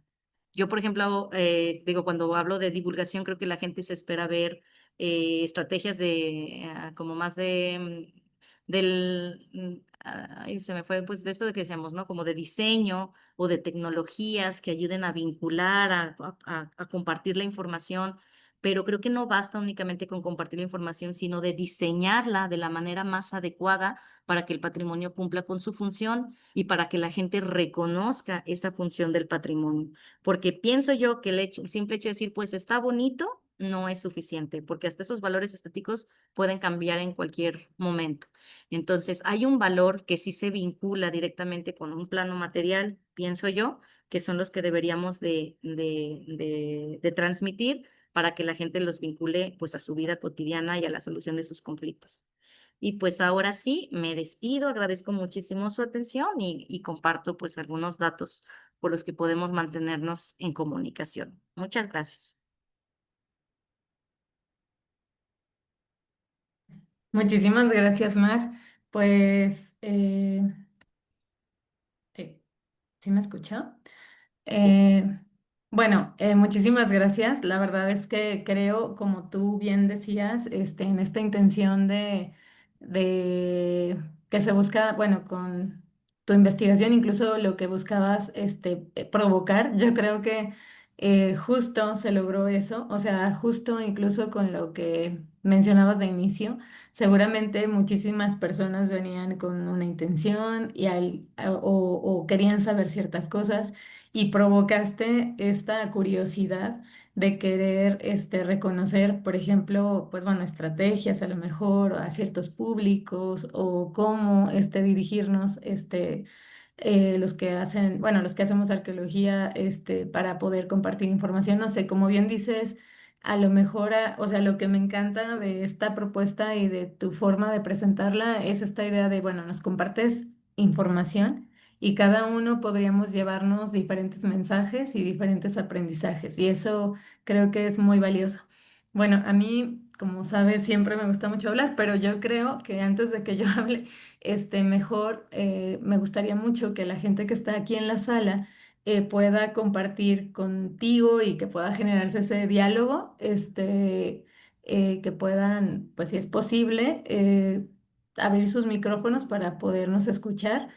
A lo mejor muchos, yo sé que muchos somos tímidos y que no nos gusta hablar en público, pero igual si se sienten más cómodos y no quieren prender sus cámaras porque les da pena o algo así, porque somos tímidos, insisto, solamente con la voz es suficiente, ¿eh? Pero sí, sí es bueno que podamos platicar y que podamos tener como esta convivencia y eh, pues bueno, este intercambio de ideas que yo creo que justo lo que tú nos compartías es lo que nos busca, ¿no? Lo que nos provoca hacer, bueno, básicamente, a escucharnos, a conocernos, a ver dinámicas distintas, que yo creo que sería bastante rico. ¿Alguien quisiera abrir su micrófono? Bueno, O, ya. ajá, adelante. Bueno, a mí siempre ha sido un tema la divulgación que me ha interesado mucho y justamente cuando empecé a adentrarme en este tema me surgió mucho esa duda, ¿no? De cómo me acerco yo a ese tipo de grupos o personas si no tengo como, pues sí, algún tipo de conexión con ellos. O sea, si yo empiezo en este mundo de la divulgación y quiero centrarlo a personas con discapacidad, ¿cuál es la manera o sí, por dónde puedo empezar para acercarme a ellos? No sé si hay algún tipo de asociación o algo, o cómo fue tu experiencia en ese ámbito. Gracias. Sí, la verdad es que yo también me preguntaba lo mismo, ¿no? Porque a lo mejor tú te encuentras igual que yo, de que nadie en mi familia, nadie en mis amigos, realmente yo no tenía ningún vínculo con personas con discapacidad visual. Creo que esto a veces es un poco más sencillo quienes ya tienen como ese vínculo y ya se pueden ir relacionando, pero en mi caso fue igual, no conocía absolutamente a nadie. Entonces también debo de aceptar las carencias, ¿no? O sea, creo que a nosotros como arqueólogos se nos debería formar también un poco más con estrategias propias de la etnografía. La verdad, y sí siento que me faltaron y tuve que ir aprendiéndoles conforme a la marcha y a prueba y error, ¿no? Entonces yo lo que hice fue, pues, primeramente irme acercando a las bibliotecas, que era, pues, donde sabemos que son, donde las personas llevan a cabo clases de braille y otras estrategias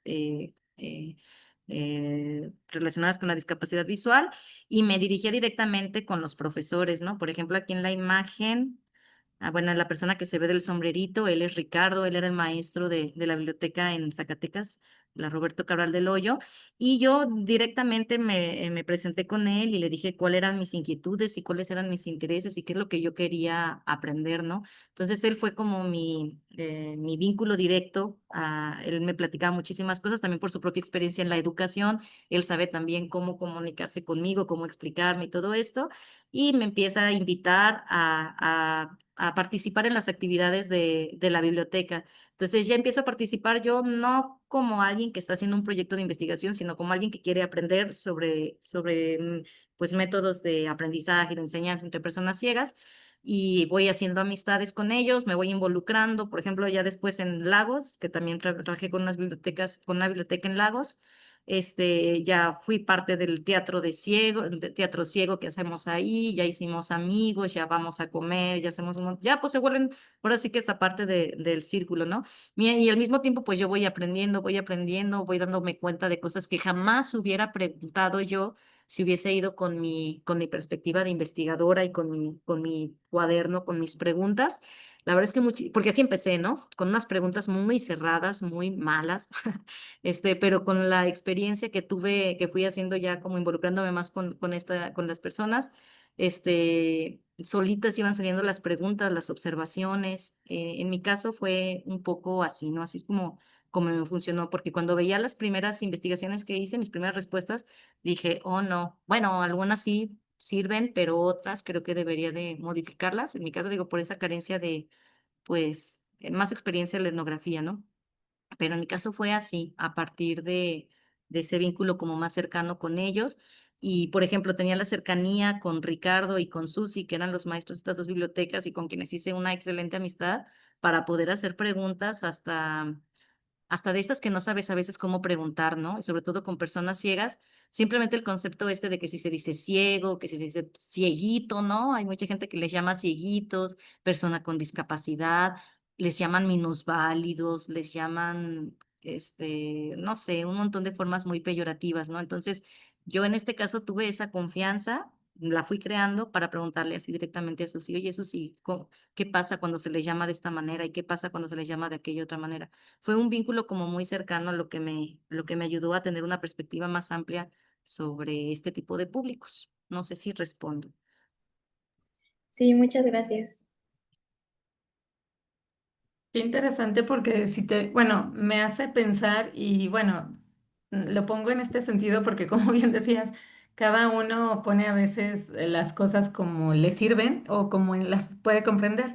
Me gusta mucho esta idea que tú marcas de cómo, por ejemplo, para conocer a tu público o en este caso tu interés, tu objeto de interés o tu, ahora sí que responder, pues atender tus curiosidades o tus necesidades de investigación, te acercaste a suena feo, pero a tu objeto de investigación, que en este caso hablando como de metodologías, pues, o Ujú. sea, es como, pues bueno, me resulta como esta idea de si queremos saber del tema, pues antes que nada, tenemos que leer, leer, leer, abrir perspectivas, buscar todas las vistas posibles, incluso, o sea, no solamente quedarnos con esa curiosidad nuestra, Sí, sino ver qué otras curiosidades surgieron, pues, en torno al tema, ¿no?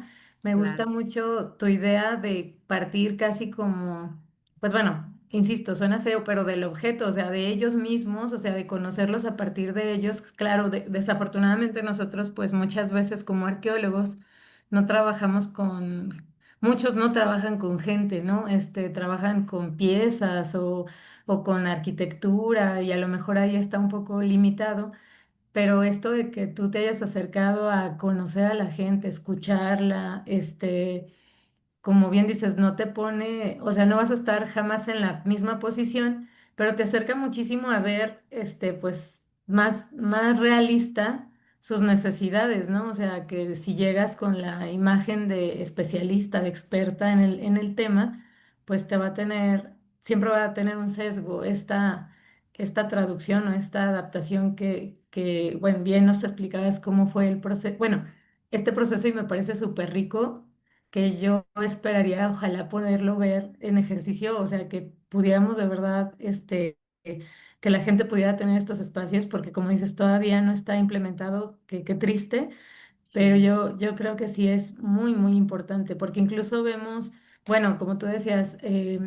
esto de la incapacidades, discapacidades, no sé, lo que hablabas de la inclusión y demás, pero vemos cómo cada vez somos sociedades más diversas, o sea, incluso está estos temas de las neurodivergencias, de muchísimas particularidades que tenemos como sociedad y que lejos de restringir espacios, pues debería de haber más opciones para volverlos para todos, como bien decías, ¿no? No sé, ¿alguien más quiere platicar o comentar algo? Hola, mucho gusto. Yo quisiera, Ujú, adelante. gracias. Mi nombre es Jessica Mejía, soy Ujú, arqueóloga, pero de Guatemala. súper. Este tema me gusta mucho, uno, porque para empezar, o solo contarles brevemente, yo tengo un niño con parálisis cerebral y tiene discapacidad múltiple.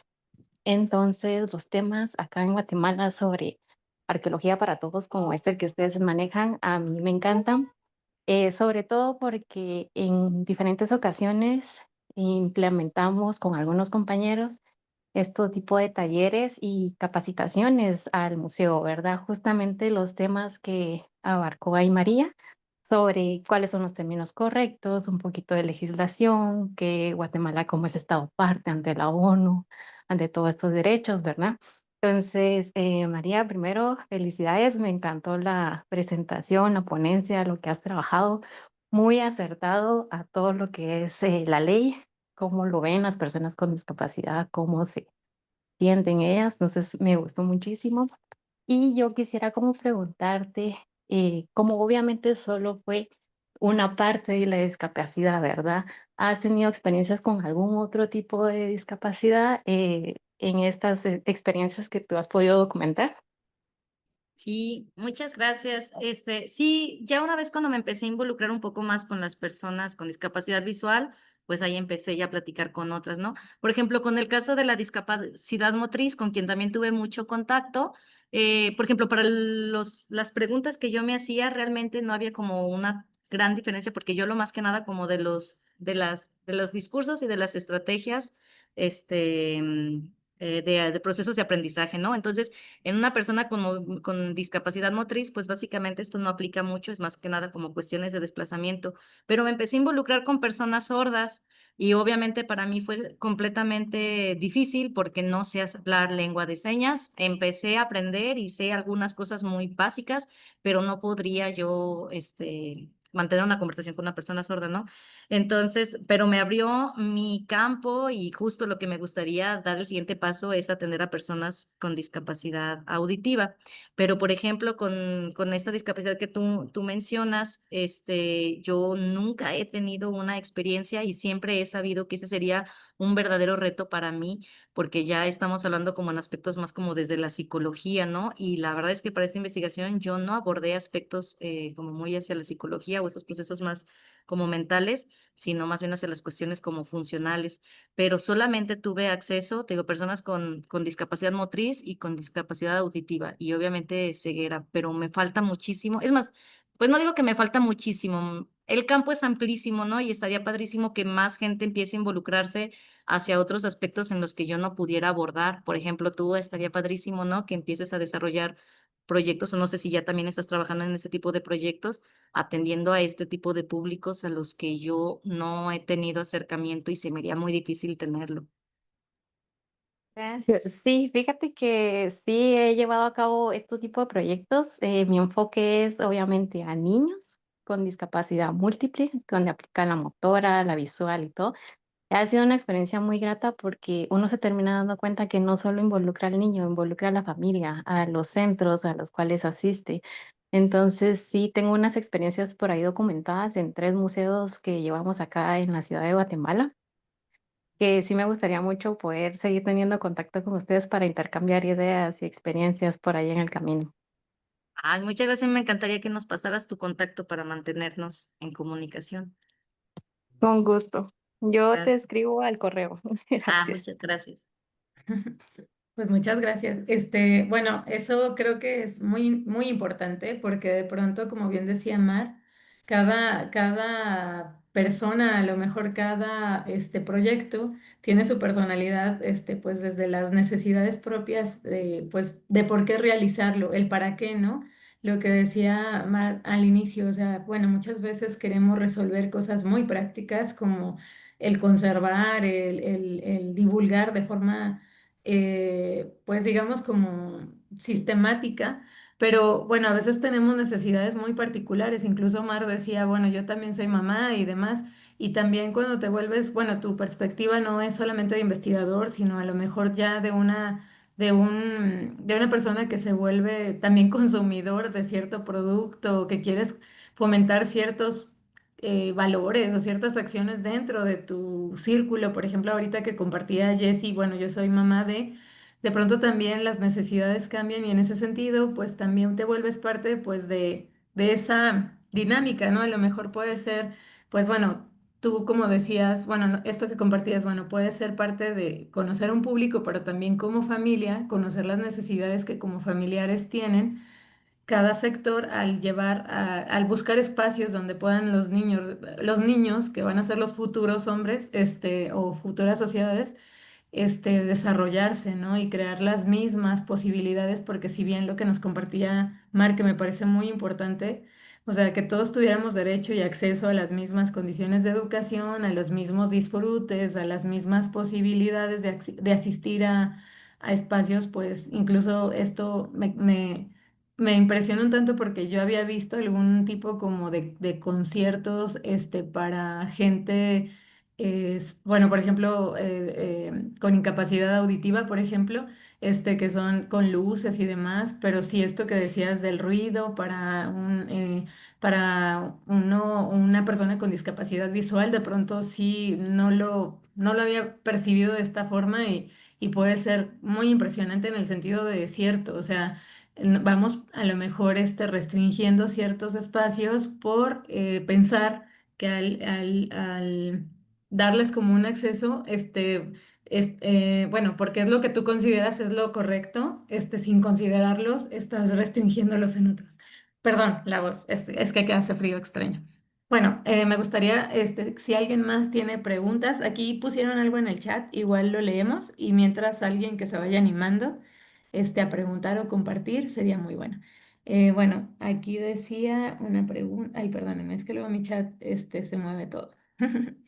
Bueno, decía Cristina B. Carmona Gómez, dice, hola, hay mucho ruido acá y por eso no hablo, pero me encanta el tema. Quería comentar que yo, para mi proyecto de tesis de licenciatura, hice un trabajo similar para el Museo Regional de San Luis Potosí, pero fue durante pandemia, entonces perdí mucho la oportunidad de entablar relaciones en persona con las personas con discapacidad que entrevisté por teléfono, lo cual creo que hizo que el trabajo quedara como algo muy general, que al final no se ha aplicado.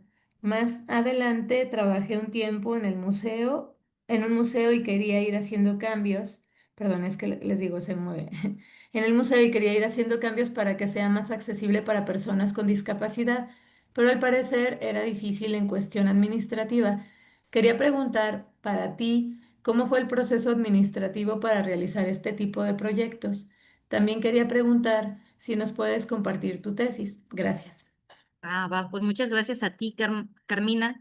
Sí, ¿verdad? Creo que sí es Carmina.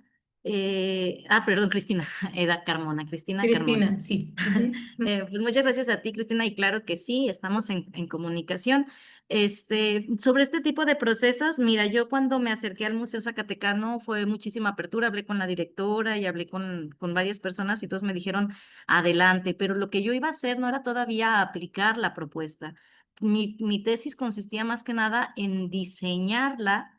Y sobre todo, como les mencionaba, en un principio sí pensaba yo en solamente accesibilidad, pero después cuando fui estudiando, sobre todo en la maestría, me di cuenta que el verdadero reto no era tanto hacerlo accesible, sino hacer un discurso que sí fuera atractivo para las personas y aparte donde el patrimonio sí cumpliera con su función. Entonces, básicamente mi propuesta es más hacia el discurso, así que no tuve realmente que hacer como gestiones con las personas porque este proyecto que les presento no se ha aplicado. Es decir, yo hablé con la encargada del museo y tengo todo, pues ellos están interesados, obviamente. Claro que el dinero lo tiene que buscar uno, ¿verdad? Y obviamente también regulando cierto tipo de condiciones, ¿no? Estas cosas sí se pueden mover, otras no. De hecho, eso fue lo que hizo también un poco difícil mi propuesta, porque es un museo donde no puedo yo quitar y poner piezas. Tengo que basarme en lo que ya había, pero entonces yo no realmente no di ese paso como meramente administrativo para empezar a intervenir en el museo. Mi propuesta fue solamente hacer un análisis y un discurso que pudiera aplicarse porque pienso que de ahí se empieza, ¿no? Y ya con ese discurso, pues sí, sí es mi intención poderlo llevar a la práctica, pero creo que primero hay que analizar esta parte del discurso. Entonces no podría decirte como tal esa experiencia. Muchas gracias, Mar. Pero yo creo que esta parte que tú mencionas es mucho lo que le pasa a todo el mundo en arqueología y en todas las carreras del mundo, ¿no? Los recursos, lo administrativo, el dinero. Pero de pronto también creo que lo que menciona Mar es importante en ese sentido de trabajar con lo que se tiene, ¿no? O sea, desafortunadamente sabemos que vivimos en un país que difícilmente va a invertir en construcción de espacios, digamos, transformar los espacios que ya existen para que sean totalmente para ciertos sectores. Lo que puede hacerse a lo mejor a lo mucho es generar a lo mejor rampas y ese tipo de cosas, pero como bien dice Mara, a lo mejor no cambiar el orden o la disposición de muchos de los materiales porque como nos compartía, quizá es incluso lo mismo del mensaje, ¿no? Todos los espacios son para todos y propiamente los museos más, ¿no? O sea, yo creo que es bien difícil establecer a diferencia de otros materiales de divulgación, o sea, a qué público lo diriges, porque ahí entran niños, adultos, no sé, gente que es súper ilustrada y gente que en la vida ha leído nada, gente, o sea, de todo, ¿no? O sea, y seguramente, bueno, lo veo desde mi perspectiva, ha de ser muy complicado tener como un mensaje homólogo, homogéneo, que a todos les llegue exactamente igual. O sea, Claro. creo que es imposible, ¿no? O sea, pero quizá, pues, como dice Mar, teniendo ya propuestas como más claras, eh, seguramente existirán personas más dispuestas a poder llevar a cabo estos proyectos, ¿no? Si no implica tanta inversión, movilización de tantos materiales, no sé, cuando es más práctico probablemente sea más posible, no lo sé. ¿Alguien más quiere compartir algún comentario, alguna pregunta, alguna experiencia? Porque también sabemos que aquí hay arqueólogos también de todo tipo de perfiles que luego se metieron a buscar la plática. Entonces nos gustaría saber un poquito más de sus perspectivas. ¿Alguien les gustaría platicar? Igual, no, yo, Ajá. perdón, en No lo que digo. alguien se anima quizás, ahorita con lo que mencionabas de los espacios, que uno hace lo que se puede con lo que se tiene, también hay museos, por ejemplo, que sí se han hecho desde un principio para personas ciegas, ¿no? Entonces, por ejemplo, estaba viendo yo En Uruguay, la escuela pues le llaman, ¿no? La escuela especial. A mí particularmente no me gusta mucho eso de llamarles escuelas especiales, pero esta escuela, por ejemplo, hizo un museo sobre la discapacidad visual donde sensibiliza a la gente sobre, pues, sobre los otros sentidos y cosas así. Entonces, cuando partes de un museo desde cero, es un poco más sencillo, pensaría yo, el cómo gestionas tus recursos y tus espacios. Pero si nuestra meta es que los espacios que ya existen sean también atractivos, interesantes y útiles para personas con discapacidad, creo que sí se vuelve un problema un poquito más complicado, pero no imposible de resolver. Y el que hayamos varias personas ya interesadas en este tema me parece que es un gran avance y un gran paso. Sí, considero lo mismo porque justo con esta postura que tú nos ponías desde el inicio de ser, pues, digamos como no inclusivos, no quiero usar la palabra inclusivo en este punto porque tú decías, esta no me gusta y creo que es cierto, o sea, de pronto mm, esta idea de que todo fuera, pues bueno, insisto, que todo se disfrute, o sea, la idea sí sería pues que todos compartiéramos los mismos espacios y que incluso viéramos desde diferentes perspectivas, o sea, la gente que no tiene algunas discapacidades pueda entender por qué el otro necesita ciertos espacios, incluso respetar, aprender a respetar, pues no sé, a lo mejor la movilidad de algunos, el no hacer tanto ruido cuando algunos están en la sala, entender por qué en ciertos espacios se tiene que mantener un orden, una cierta velocidad o movilidad, no sé, al circular, muchas cosas que de pronto hemos quizá perdido porque sí, a veces tendemos a separarnos como si fuéramos personas con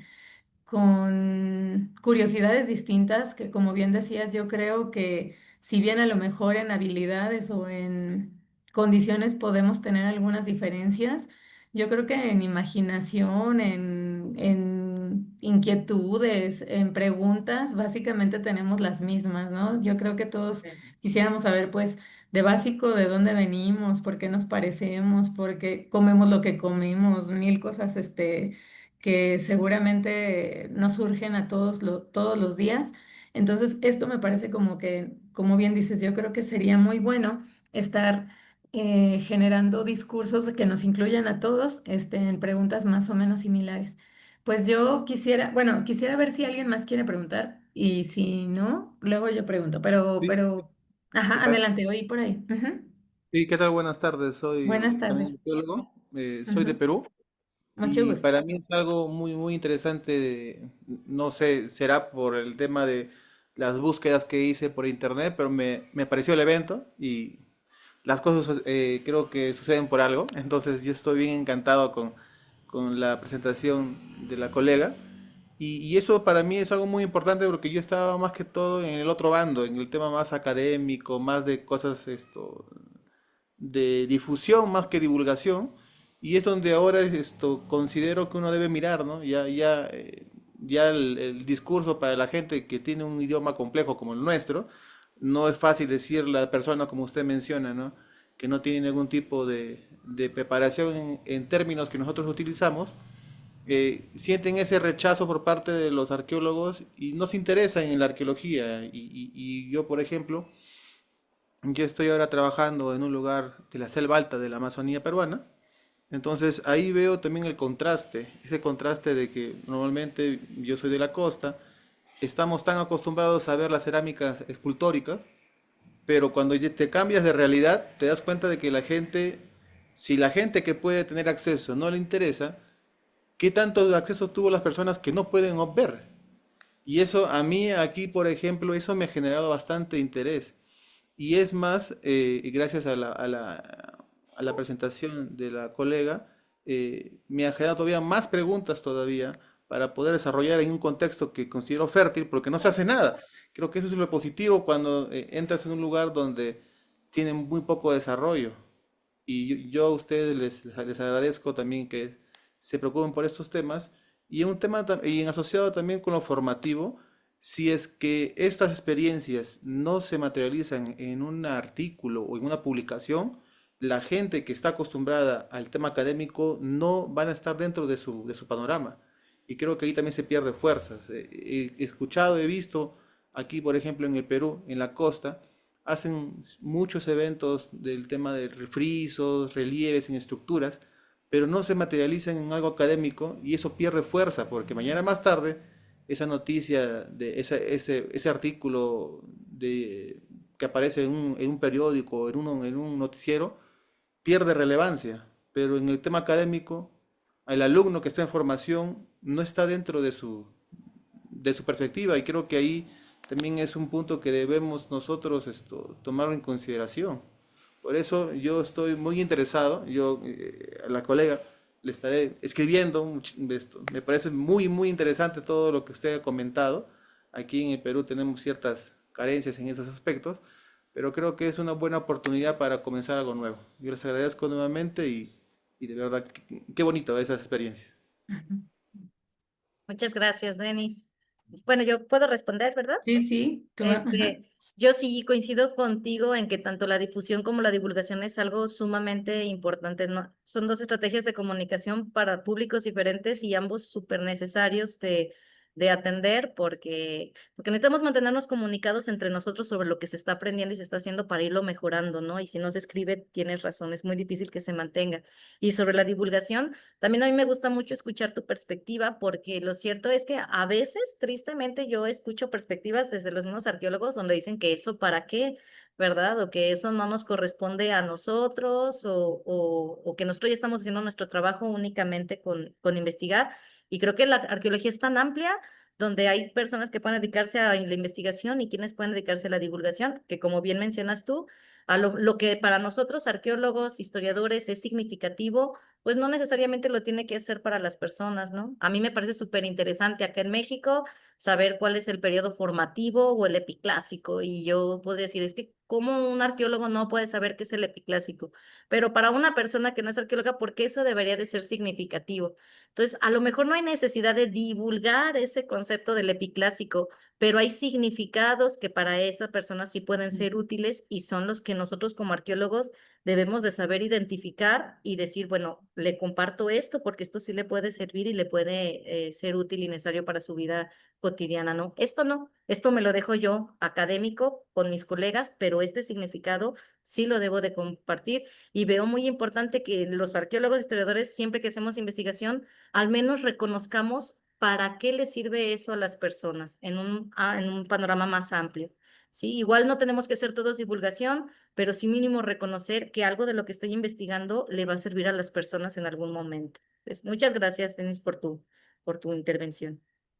Muchísimas gracias, Mari. Y Denis también. Me parece muy importante lo que comentan, porque justo estos espacios buscan eso, que podamos comunicarnos desde diferentes perspectivas. Como ven, puede haber arqueólogos que trabajan una zona, arqueólogos que trabajan un tema, a lo mejor gente que leía o leyó sobre un tema en particular, pero lo ideal y lo que me parece súper importante y que decíamos, que incluso Mar nos decía, es que nos provoque justo a tener más curiosidad, a desarrollar nuevas estrategias, a ver las cosas de diferentes perspectivas y a lo mejor de alguna manera podemos empezar a hacer arqueología de muchas formas distintas como las veníamos haciendo y creo que eso también es muy bueno, o sea, porque pues como vemos la arqueología es muy diversa, o sea, no estudia una época en particular, un material ni solamente se hace para un sector de la población, ¿no? O sea, no lo hacemos nada más para nuestros colegas ni para nuestros estudiantes,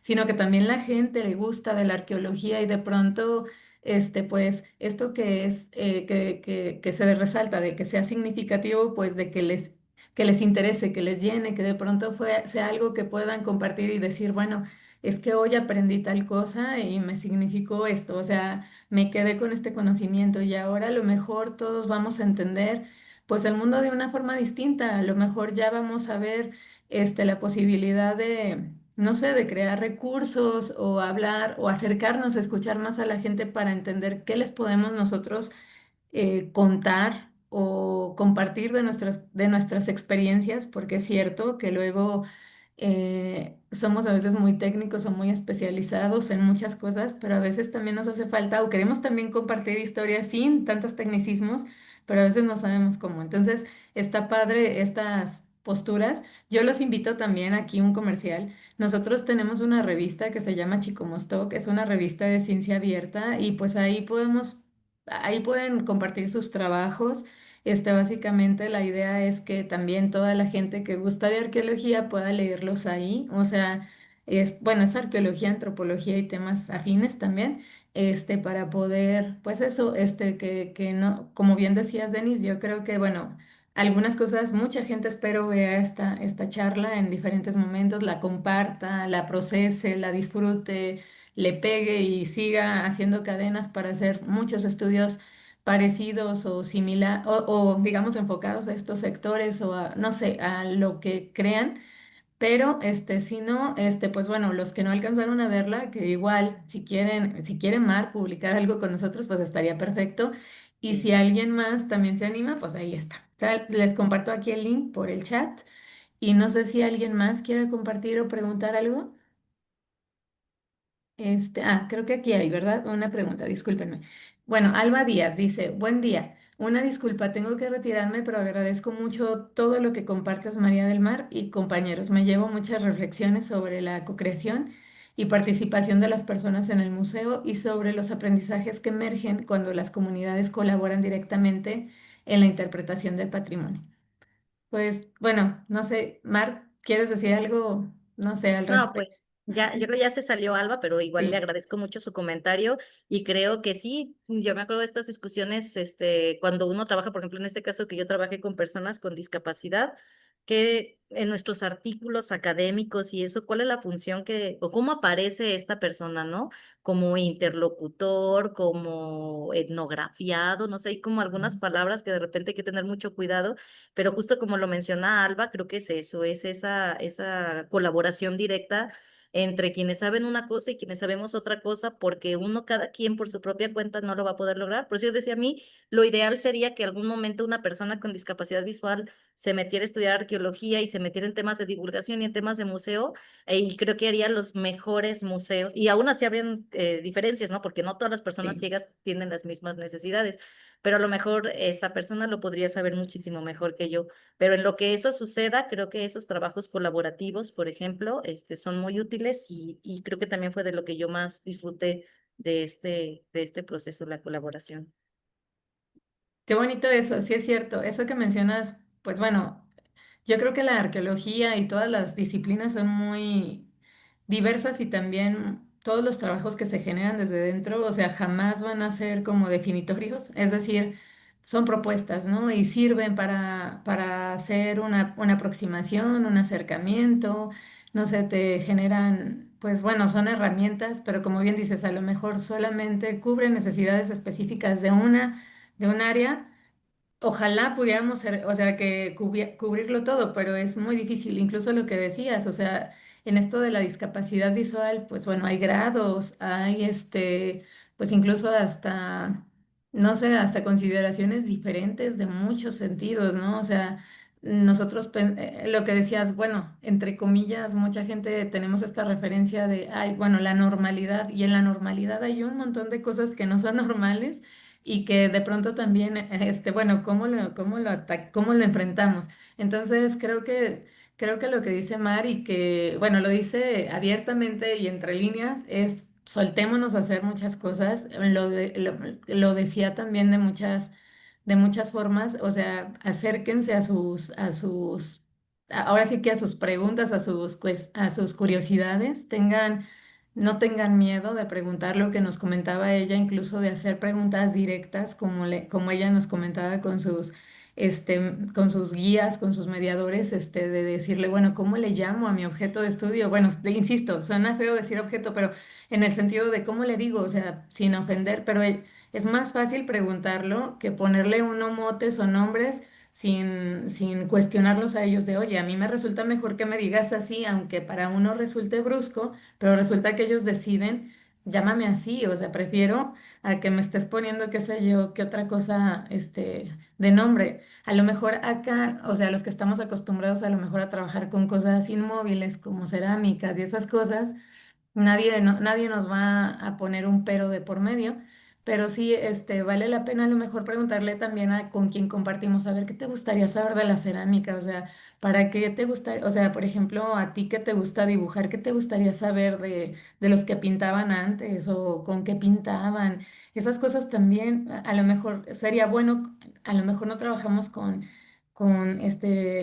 públicos, bueno, con sociedades vivas muchos, pero sí con públicos vivos, ¿no? Que nos van a leer, que nos van a disfrutar y entonces acercarnos también a preguntarle y quizá pues nuestro filtro inicial son nuestras familias, luego pues nuestros estudiantes, nuestros amigos, a ver, oye, ¿qué crees de un arqueólogo? ¿Qué hacemos? Acuérdense que a todos nos han dicho que es maravilloso que estudiamos dinosaurios y seguramente nos retorcemos, pero también es parte de, bueno, porque no les explicamos bien o no los emocionamos para que entiendan por qué nos gusta esta cosa de la arqueología, ¿no? Este, ¿Alguien quiere hacer un comentario? Tú, Mar. Ajá. Yo, perdón.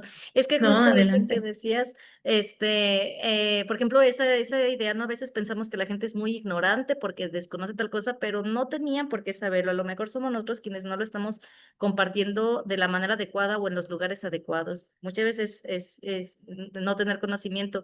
Y me pasaba igual también en algunos cursos que he entrado de museos para ciegos y todo esto, que hacíamos ejercicios de ir a lugares y ver como qué tan inclusivos eran, ¿no?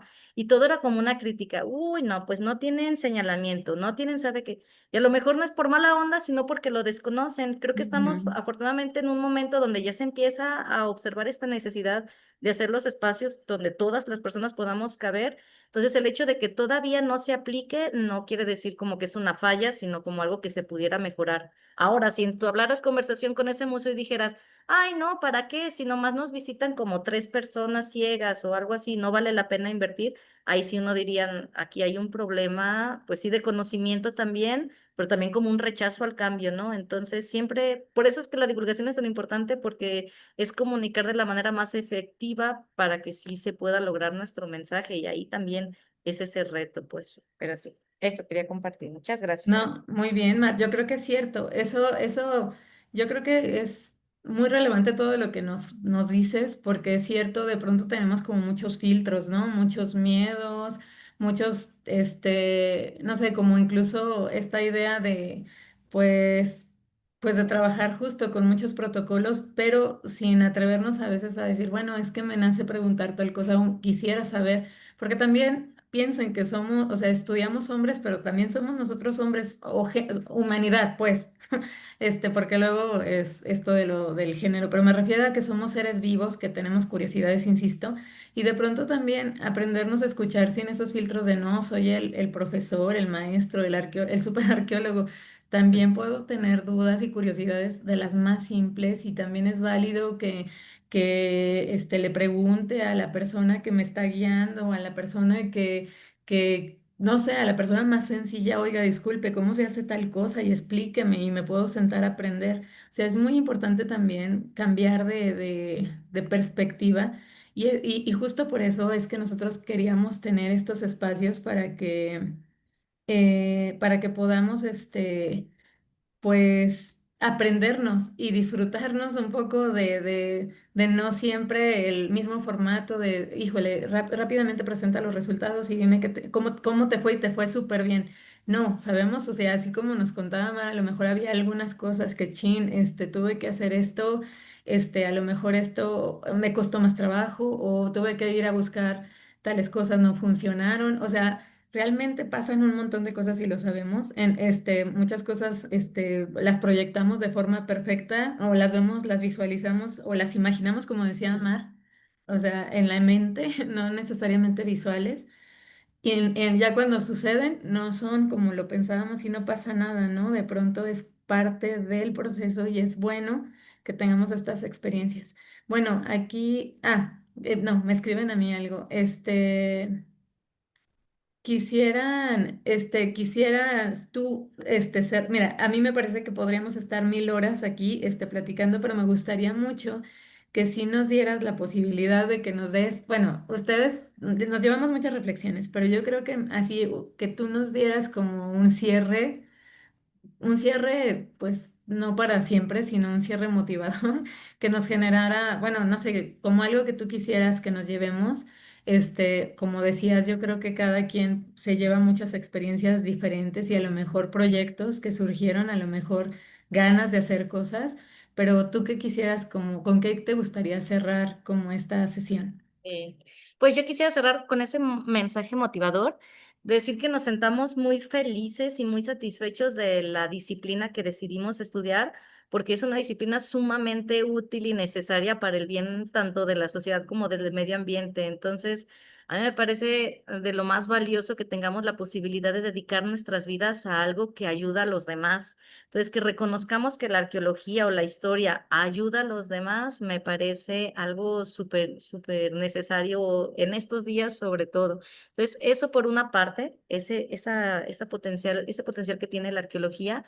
Y otro también, estas múltiples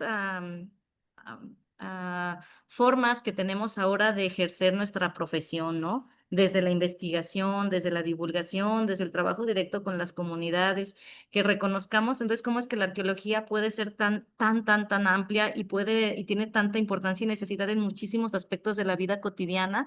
Digo, porque a veces nos desmotivan queriendo hacer pensar que nuestra disciplina ya para qué, pero al contrario, no creo que estamos estudiando una disciplina que es más que nunca urgente y necesaria y que nos sintamos orgullosos de estar estudiando aprendiendo y generando conocimiento para algo que puede servir para una mejora de todos. Entonces, eso quisiera yo, cerrar.